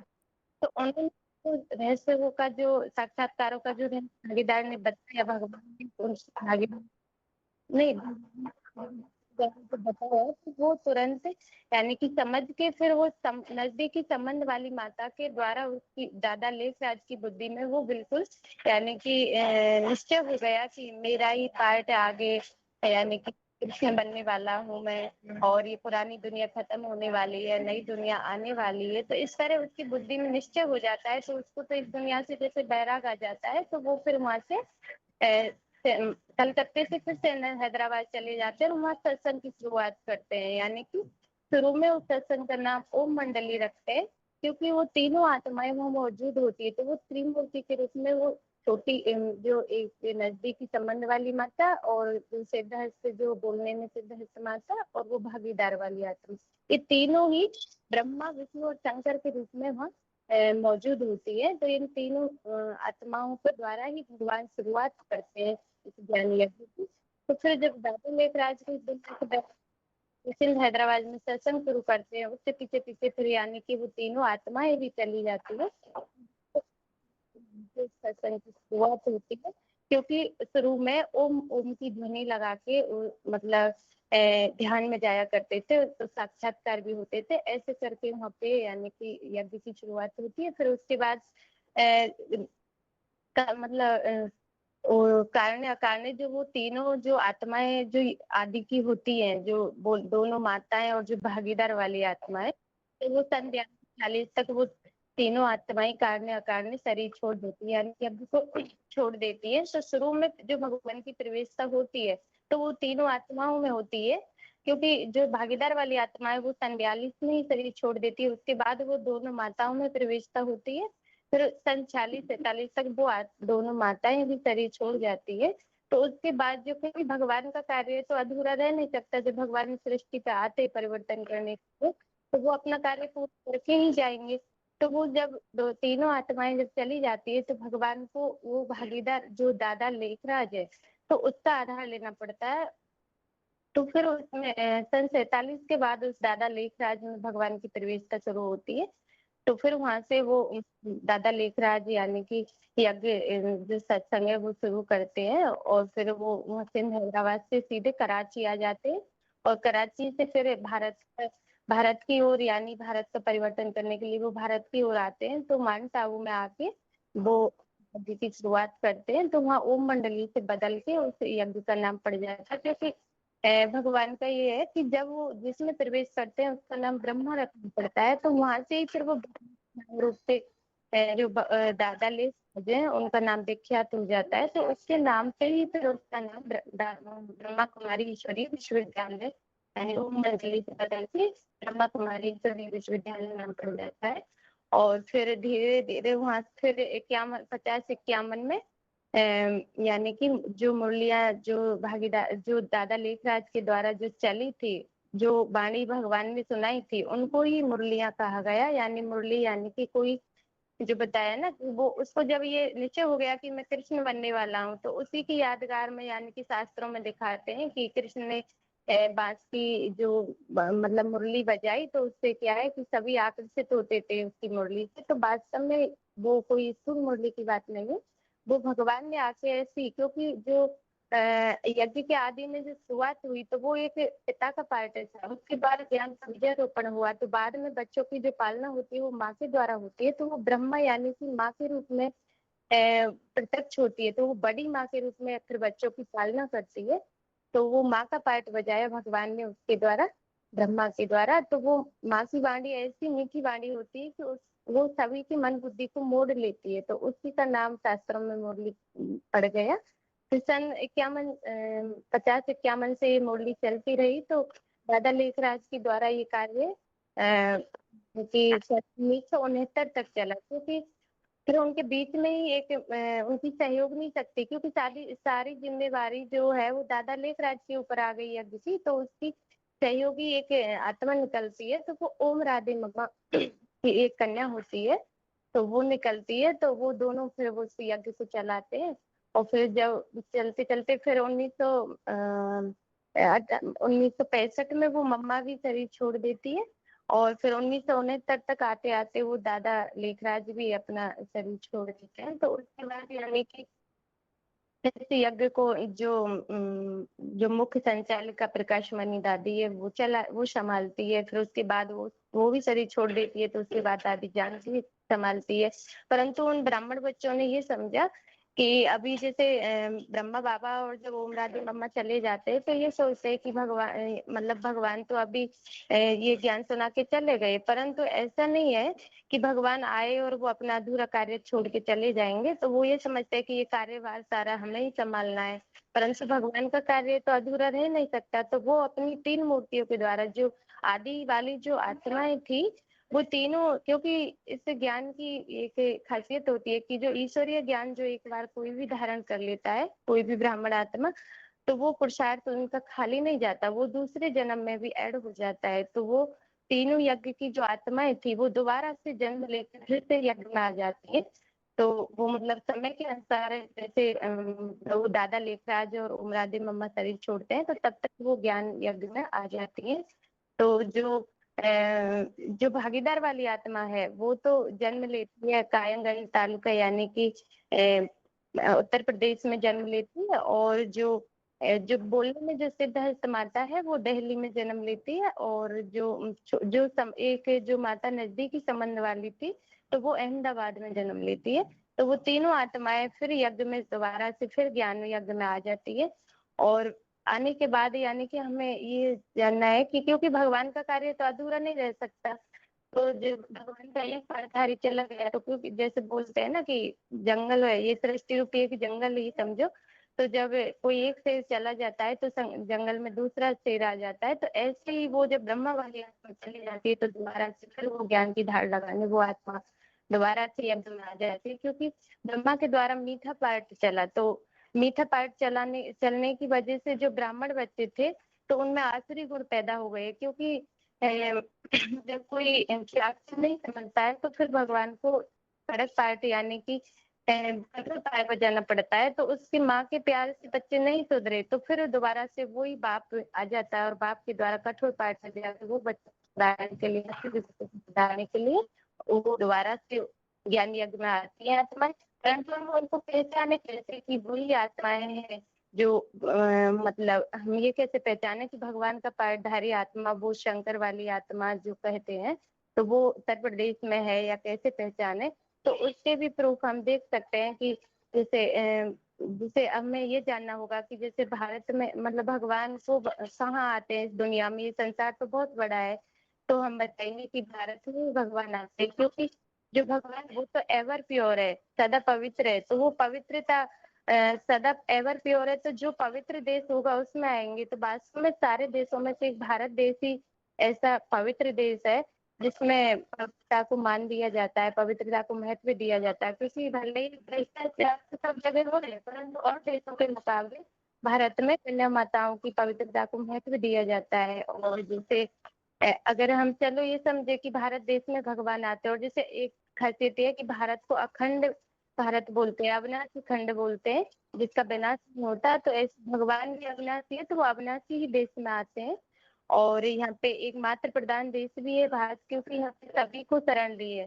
स्कूल में भी सभी धर्म वालों को भी भारत में शरण मिलती है। भगवान भी ऐसा ही पाठ बजाते हैं। और जैसे भारत देश तो बहुत बड़ा है, तो भारत देश में हम कैसे समझे कि भगवान किस जगह पे आए हैं। तो वास्तव में उत्तर प्रदेश की तरफ भगवान ने इशारा दिया, तो उत्तर प्रदेश में भगवान आते हैं। क्योंकि उत्तर प्रदेश में ही भगवान की जितनी भी जो जन्म भूमि की जो यादगार है, जो भगवानों की जो जन्म लेने की यादगार है वो उत्तर प्रदेश में ही है। जैसे राम की जन्मभूमि अयोध्या दिखाई है तो वो भी उत्तर प्रदेश में ही है। और जो काशी है जिसमें शंकर भगवान जो कहते हैं, तो शंकर भगवान की भी जन्मभूमि काशी में ही है। और जो कृष्ण की जो राम की है वो अयोध्या बताई, और जो कृष्ण की नगरी मथुरा बताई है तो वो भी उत्तर प्रदेश में ही है। और जो कलंकीधर अवतार जो भगवान का बताते हैं कि कलयुग अंत में भगवान कलंकीधर अवतार में आते हैं, तो वो भी जन्मभूमि यूपी में ही दिखाई है। तो इस तरह से हम उत्तर प्रदेश की तरफ भगवान ने इशारा दिया। और जैसे उत्तर प्रदेश तो बहुत बड़ा राज्य है, तो उसमें भी हम गांव को कैसे पहचाने कि किस जिले में है, कहाँ कौन से गांव में। तो जो ब्रह्मा के द्वारा, हम समझे कि ब्रह्मा के द्वारा भगवान ने जो पार्ट बजाया, जो मुरलियां चलाई, तो उसी मुरलियों में ये प्रूफ मिलता है कि जो भगवान, यानी कि ये बताया कि फरका तरफ मालिक को मानते, फरकावाद तरफ मालिक को मानते हैं।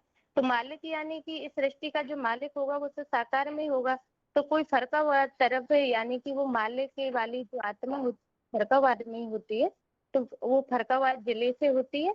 और जिले में भी हम गांव को कौन सा ढूंढें, तो उसके लिए भी भगवान ने बताया कि कायमगंज जो तालुका से, यानी कि जो जहाँ पे बहुत गंदा गांव है, यानी कि भगवान ने बोला कि मैं ऐसे पतितम कामी कांटे में आता हूँ, मैं ऐसे गंदे गांव में आता हूँ जहाँ 2 वक्त की रोटी भी ना मिलती हो, तो वास्तव में वो कायमगंज तालुका यानी बहुत गरीब गांव में होता है, जहाँ पे 2 वक्त की भी रोटी पैदा नहीं होती। तो ऐसे गांव में आते हैं।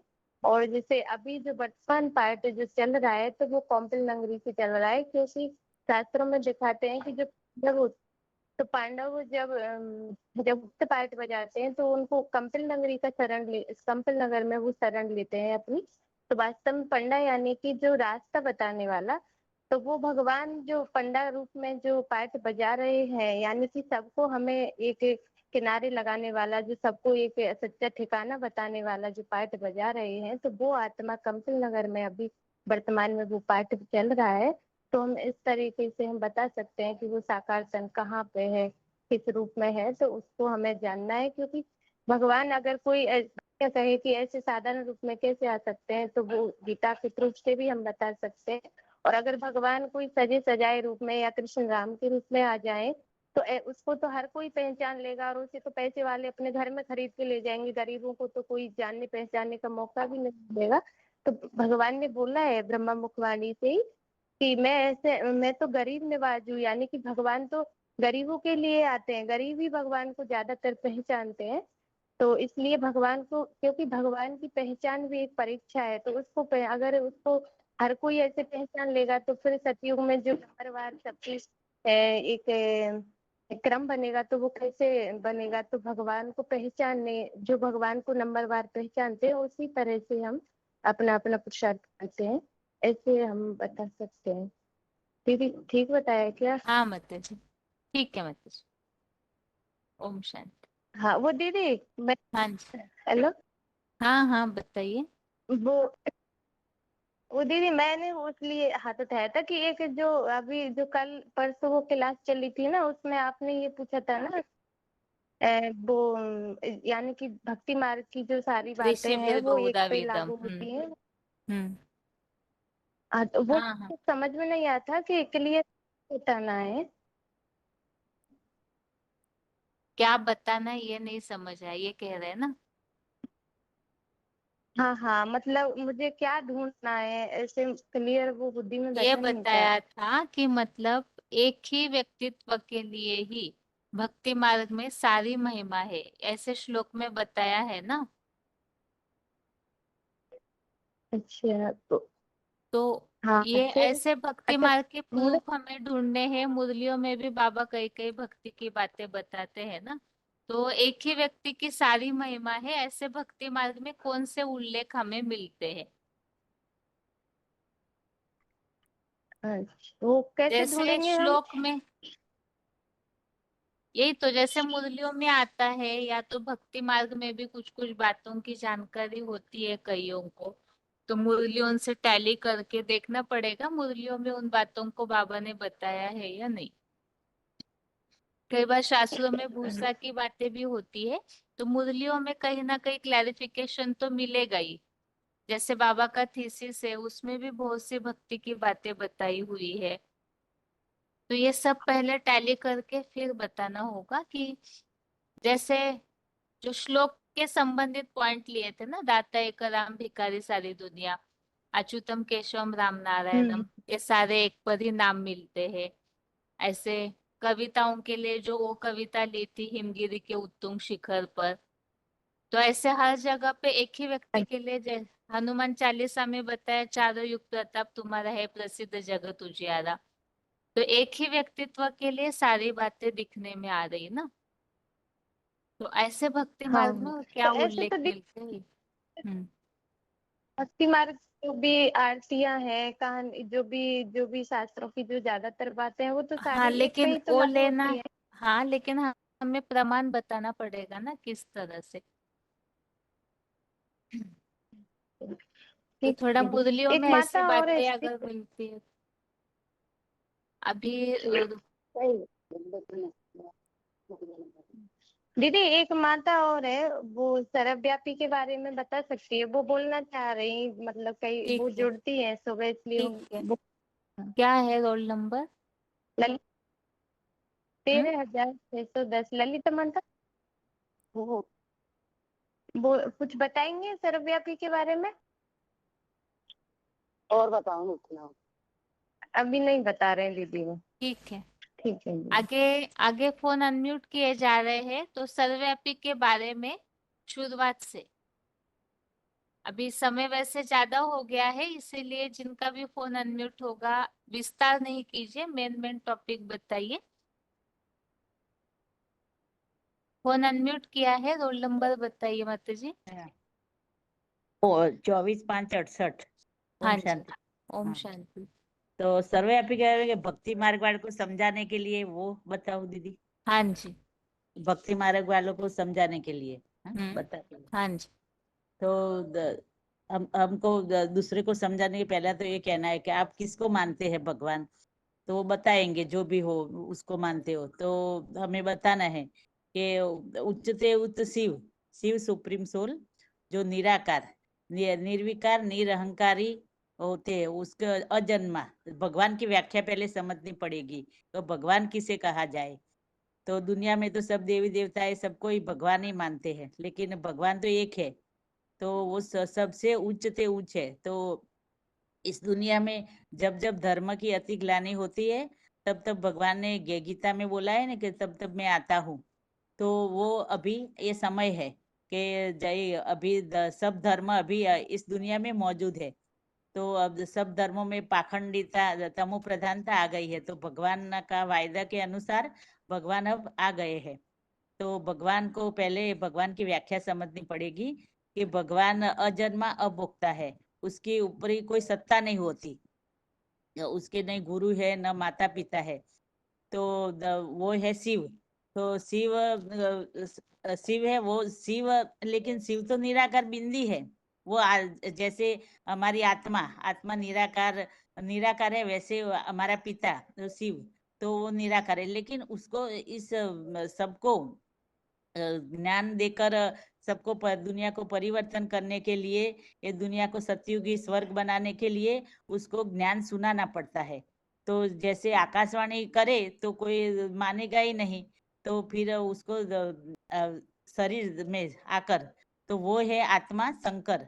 तो अभी वो एक ये आत्मा साधारण वृद्ध तन है, उसमें आकर हमें एक ज्ञान सुनाते हैं।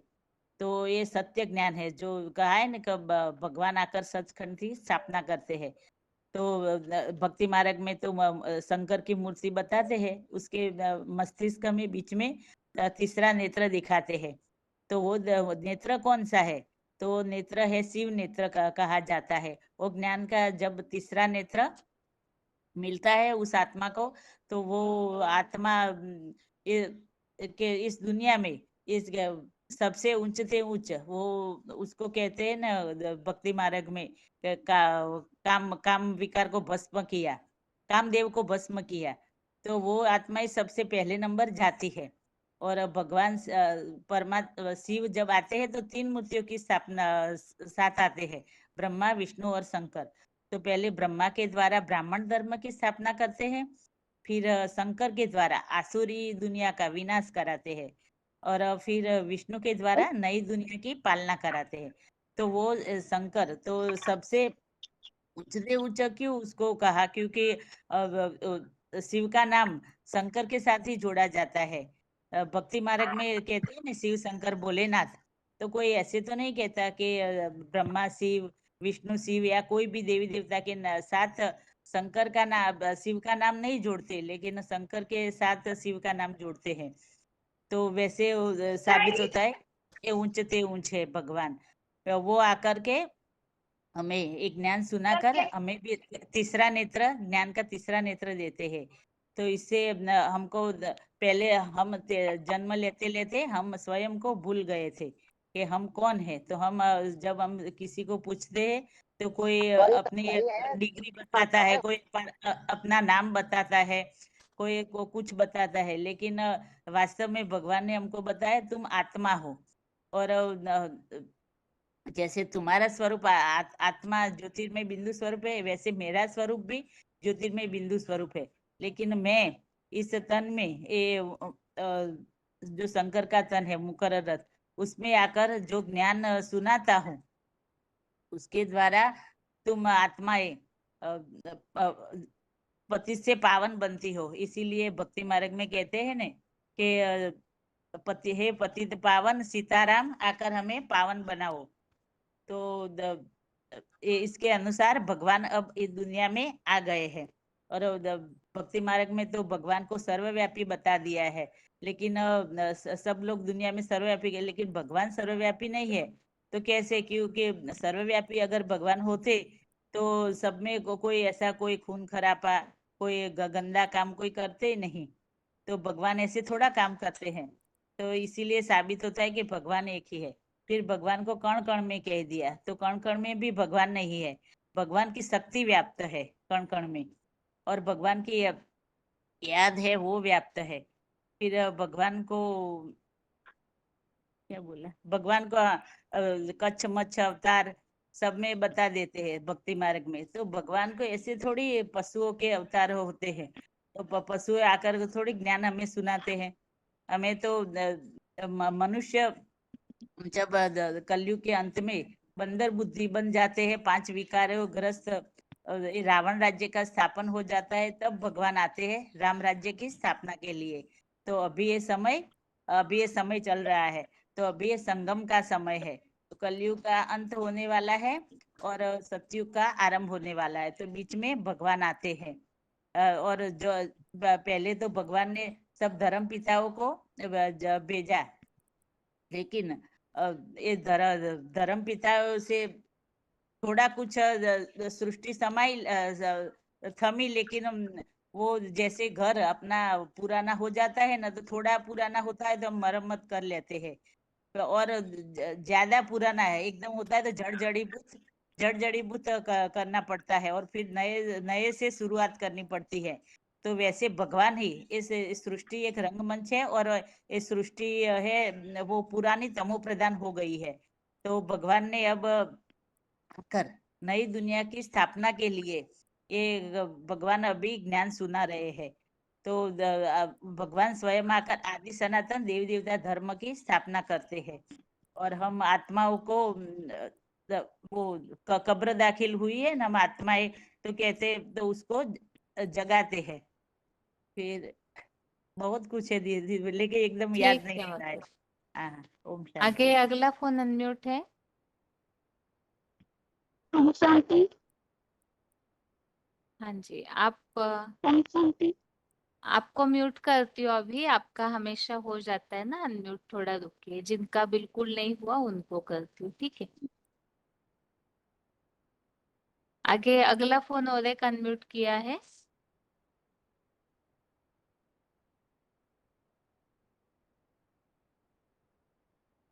रोल नंबर बताइए, अभी किसी का फोन अनम्यूट हुआ है?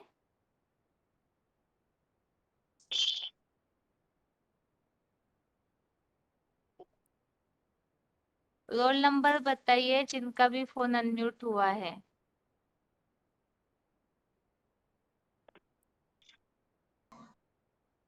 ओम शांति। हाँ मतलब हेलो रोल नंबर हेलो ओम बताइए। एक शांति। मिनट अगली रुकिए बार बता मतलब। दिया। क्या रोल नंबर है?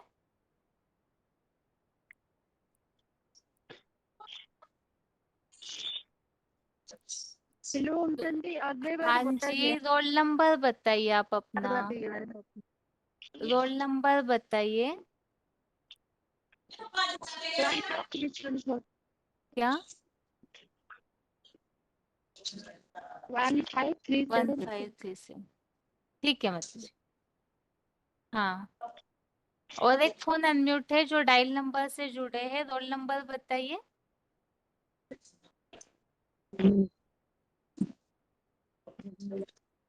हाथ तो उठाया है लेकिन रिस्पॉन्स ही नहीं देंगे तो समय जाता है ज्यादा।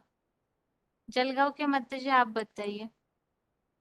भगवान सर्वव्यापी नहीं है, इसके लिए हम बताएंगे। अगर भगवान सर्वव्यापी होता तो आज मंदिरों माना जो साधु संत है वे कहते हैं कि हमें दर्शन दो प्रभु, तो वो दर्शन के लिए क्यों भटकते। भगवान सर्वव्यापी होता तो एक दूसरे का खून करने के ऐसे गलत काम क्यों करते हैं।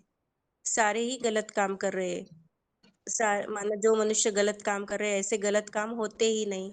बीमार आदमी भी कहता है कि हे प्रभु हमें दुख से दूर दूर करो। अगर उसमें भगवान है तो अपनी खुद बीमारी दूर कर लेना, फिर भी दूर नहीं कर सकते हैं। तो और फिर कहते हैं कि भगवान कच्छ मच्छ जानवर में है। जानवर में तो मन बुद्धि ही नहीं होती है, क्या सोचना क्या करना। ऐसे फिर उनमें भगवान कैसे आते हैं, आ सकते हैं। भगवान जानवरों में आ ही नहीं सकते। भगवान मनुष्य तन ही लेते हैं। भगवान सर्वव्यापी अगर होता तो जैसे हम देखते हैं कि अग्नि को लोहे में डालो तो लोहे का गुण अग्नि को लग जाता है, वह भी लाल हो जाता है। और हम सब में अगर भगवान होते तो भगवान के गुण हमारे में क्यों नहीं है, आज दिखाई दे रहे। आज हम सब अवगुणी ही गलत काम मना सारे में अवगुण भरे पड़े हैं। काम क्रोध लोभ मोह अहंकार के में सभी जकड़े हुए हैं। तो ऐसे यह हम क्यों बन जाते। गीता में भी बताया है कि मेरा धाम परम धाम है, न सूर्य न शशांको यद्गता निवर्तते तद धाम परम मम। भगवान का धाम माना परम धाम है, वो नीचे है ही नहीं। गीता में स्पष्ट बताया है कि मैं भी आता हूँ तो साधारण तन में आता हूँ। और गीता में यह भी बताया कि बहुनि व्यतीतानि जन्मानि तव च अर्जुन तान्य वेद सर्वाणि न तम तेषु अवस्थिता। माना तू अपने जन्मों को नहीं जानता, मैं तुझे आकर तेरे और मेरे सारे जन्मों को सारे कल्पों को बताता हूँ। भगवान ही सारी जानकारी देते हैं। हम मनुष्य अगर मनुष्य में भगवान होता तो हम एक दूसरे का उद्धार कर लेते, लेकिन हम एक दूसरे का उद्धार नहीं सकते। मनुष्य चंचल है, वह यह काम कर ही नहीं सकता क्योंकि जन्म मरण के चक्र में आने वाले हैं। और भगवान तो जन्म मरण के चक्र से न्यारा है, अजन्मा अभोक्ता करता अगर्वा है। इसीलिए वो आंखों से दिखाई नहीं देते। कोई भी गलत काम होता है तो हम कहते कि ऊपर वाला देख रहा है, वो बराबर न्याय करेगा, दूध का दूध और पानी का पानी करेगा। तो भगवान माना इस दुनिया में है ही नहीं। वे आते हैं तो सब कुछ अपनाना करते हैं। जैसे हम देखते हैं कि गीता में भी बताया यदा यदा ही धर्म से ग्लानि होती भारतम, जब जब धर्म की ग्लानि होती है तब मैं आता हूँ। तो आज हम देख रहे हैं कि पापाचार भ्रष्टाचार अति सीमा में बढ़ गया है। पांच तत्व है उसके नाम से भी लड़ाई झगड़े होते हैं और धर्म के नाम से युद्ध हो रहे हैं।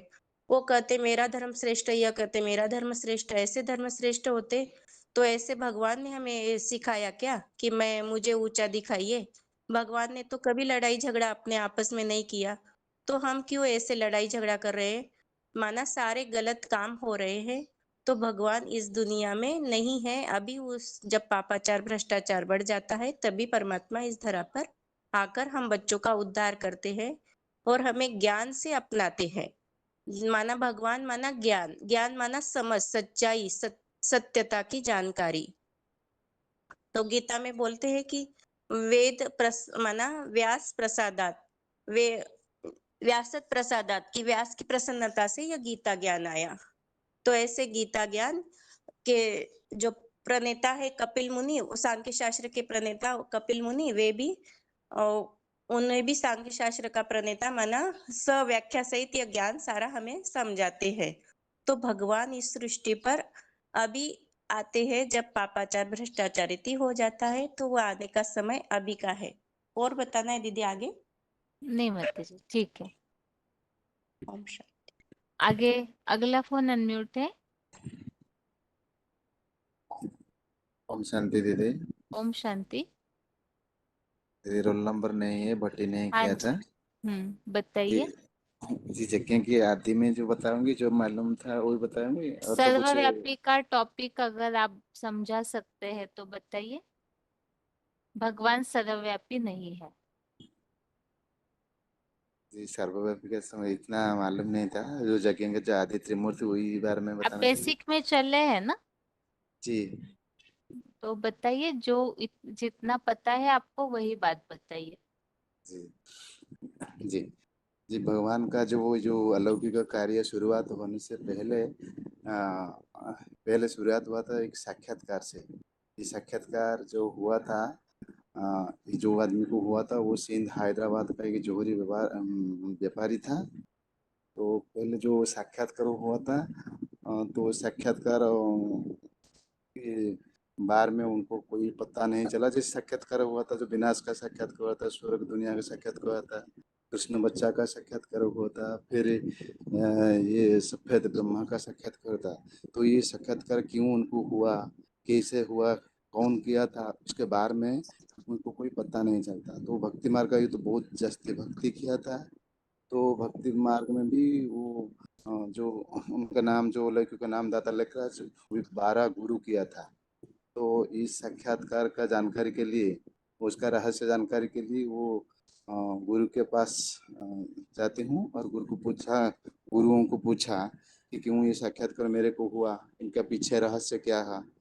लेकिन गुरुओं ने जो भगवान का साक्षात्कार हुआ था, भगवान जो साक्षात्कार थे वो गुरु लोग ने कैसे जाना, वो भी उनको समझा नहीं पाया था क्यों साक्षात्कार हुआ था, कैसे हुआ था, क्यों कौन किया था। तो दादा फिर विरसमान होकर सोच में पड़ा। वो याद में आया था कि बनारस में जो विद्वान पंडित है वो उनको जानकारी दे सकते। फिर ये सिंध हैदराबाद से बनारस चला। बनारस में जाकर बड़े बड़े पंडित विद्वानों से मुलाकात हुआ। वो साक्षात्कार का रहस्य दादा को बता नहीं सकते। तो फिर दादा गंगा कुल में चले गई, बैठे से हुए फिर साक्षात्कार चला रहा है। तो उसी समय में दादा लेखराज वो याद में और एक आदमी का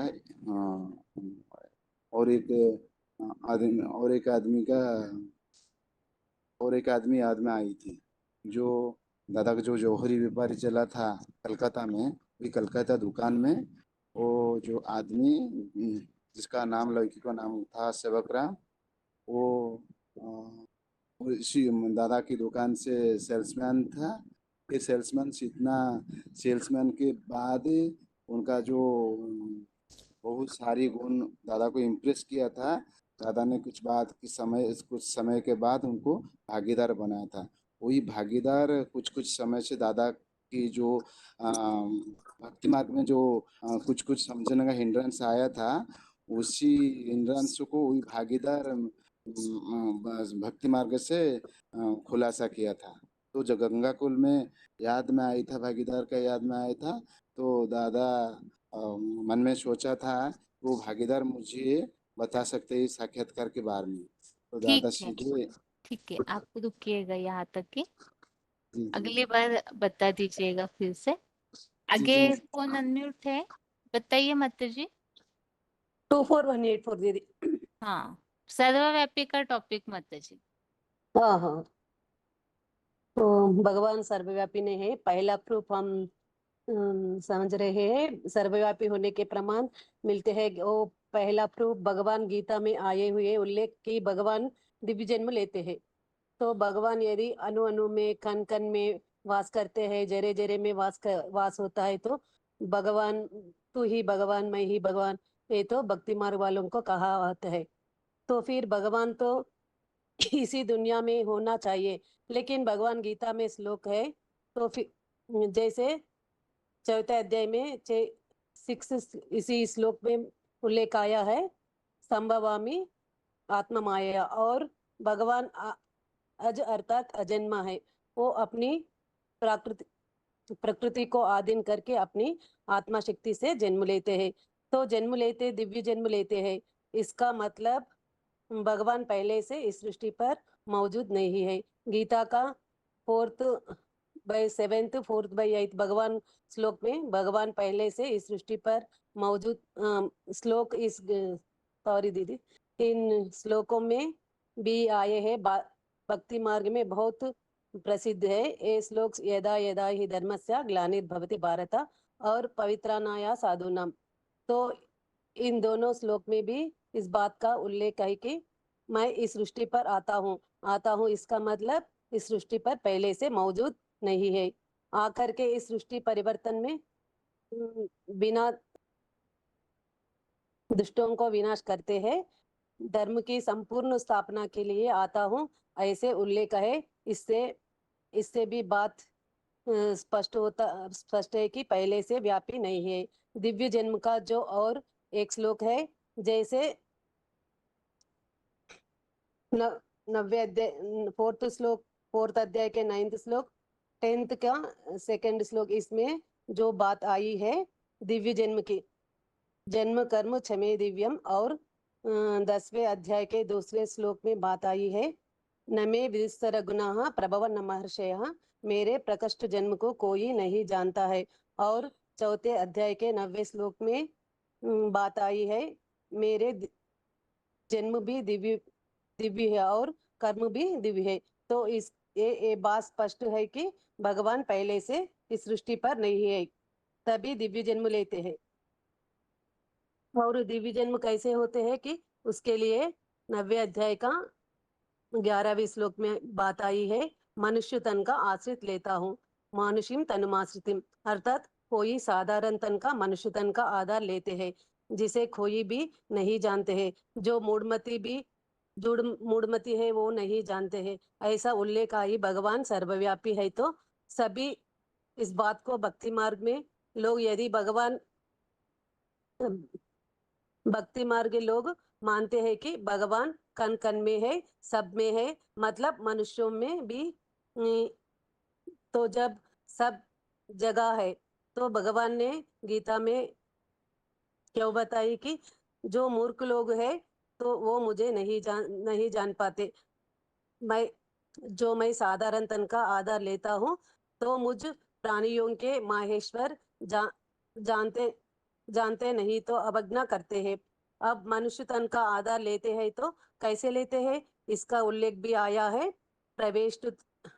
प्रवेष्टुम च परंतप 11th अध्याय का 50 श्लोक में, इस श्लोक में उल्लेख आया, प्रवेश करता हूँ। इसका मतलब पहले से इस सृष्टि पर नहीं है, तभी प्रवेश करके दिव्य जन्म लेता है। कोई साधारण तन का आधार लेते हैं।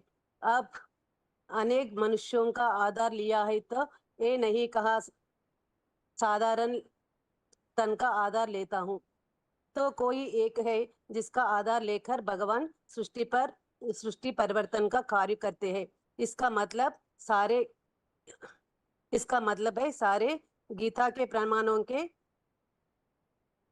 ये बात स्पष्ट है कि भगवान पहले से इस सृष्टि पर मौजूद नहीं है। ठीक और है माता जी, टाइम ज्यादा हो रहा है अभी। ठीक है दीदी, ओम शांति दीदी। शांति। थोड़ा मेरे को टेंशन, क्या बोल रहे हैं माता जी? मेरे को बोलने को टेंशन आता हो, टॉपिक बोलने में थोड़ा इसलिए है। हाँ, आप शायद सिर्फ श्लोक बताते हैं ना हमेशा, इसीलिए कभी श्लोक टॉपिक बताते हैं। बोलते नहीं ना, इसीलिए हाँ थोड़ा सा बोलने की प्रैक्टिस रखेगी तो हिंदी भी ठीक हो जाएगा फिर। ठीक है दीदी, मैम तेलुगु है ना, हिंदी जरा स्पष्ट नहीं आता वैसा। वैसे आप काफी अच्छा बोलते हैं, आप अगर हमेशा बताते रहेंगे तो हिंदी और ठीक हो जाएगी आपकी। ठीक है दीदी, ठीक ठीक है। ठीक, ओम ओम शांति दीदी। आज के क्लास में त्रिमूर्ति में ही ज्यादा समय गया हुआ है। बाकी ये बात फिर से क्लास के एंड में बता रहे हैं कि यहाँ पर हमारा उद्देश्य एडवांस कोर्स त्रिमूर्ति का बताना, अर्थात बेसिक वालों के हिसाब से बताना नहीं है, जिसमें मुरली पॉइंट या बहुत सारी बातें हम जैसे बताते हैं। तो यहाँ उद्देश्य केवल ये है जानकारी देना, ज्ञान यज्ञ की शुरुआत कैसे हुई, तो इसके लिए मेन बातें बताइए जो बतानी चाहिए। और इसके अलावा बाप के पार्ट के परिचय के लिए भक्ति मार्ग से टैली करते हुए जो भी प्रूफ है वो बताने। जैसे एक पॉइंट कल चला था क्लास में, त्रिमूर्ति के चित्र से संबंधित थी। जैसे मुरलियों में बाबा बताते हैं कि उत्तर भारत में ही, उत्तर प्रदेश में ही भगवान आते हैं, इसका प्रूफ क्या है?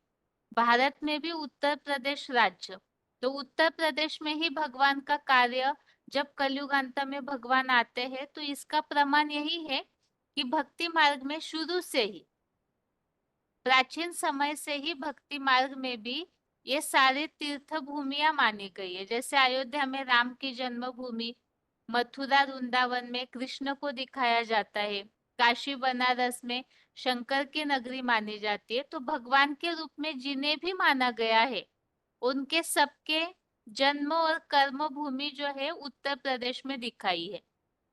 ये पहला प्रमाण है कि भगवान का कार्य उत्तर प्रदेश में ही कलयुगांत में जब भगवान आते हैं तो दिखाया, अर्थात प्रैक्टिकल में होता भी है। और इसके अलावा कंपिल गांव के लिए जो प्रमाण बाबा बताते हैं कि द्रौपदी कुंड दिखाया है। मेन बात तो है पांडवों को जब देश निकाला मिला तो उन्होंने कांपिल्य नगर में ही निवास किया, और सांख्य शास्त्र के प्रणेता कपिल मुनि इनके नाम से कंपिल नगरी बसाई हुई है। और गरीब गांव दिखाया जाता है क्योंकि भक्ति मार्ग में भी ये बात मिलती है कि भगवान जब आते हैं तो गरीब ब्राह्मण का वेश धारण करके आते हैं। तो ये कहानियां, ये यादगारें भक्ति मार्ग में कहाँ से आई? क्योंकि भगवान जिस रथ को चुनते हैं वो भी ब्राह्मण परिवार से होता है, गरीब निवास होता है, और बाप जिस गांव को चुनते हैं वो भी अंतिम जन्म तक, कंपिल नगरी तो वैसे संपन्न है, जो शास्त्रों में बताया है कि कंपिल जैसा तीर्थ कोई भी नहीं, तो संपन्न तो है, लेकिन कलयुग अंत में जब बाप आते हैं तो उस समय वो गरीब गांव है जहाँ के लोगों को रोटी भी नहीं होती। तो बाप आकर के ऐसों को ही गोद में लेते हैं, ऐसे आत्माओं का ही पहले उद्धार करते हैं। तो मूल तो है बाप जिन्हें चुनते हैं उनके लिए ये बात है। तो ऐसे भक्ति से टैली करके हमें बताना है, जो कि डायरेक्ट वालों को इस बात को विश्वास हो सके कि भक्ति मार्ग में ये सारी बातें क्यों चली आई है। तो इस तरह से थोड़ा सा सोचिए, क्योंकि बार बार एडवांस कोर्स ही त्रिमूर्ति का कई बता देते हैं तो उसमें समय भी जा रहा है।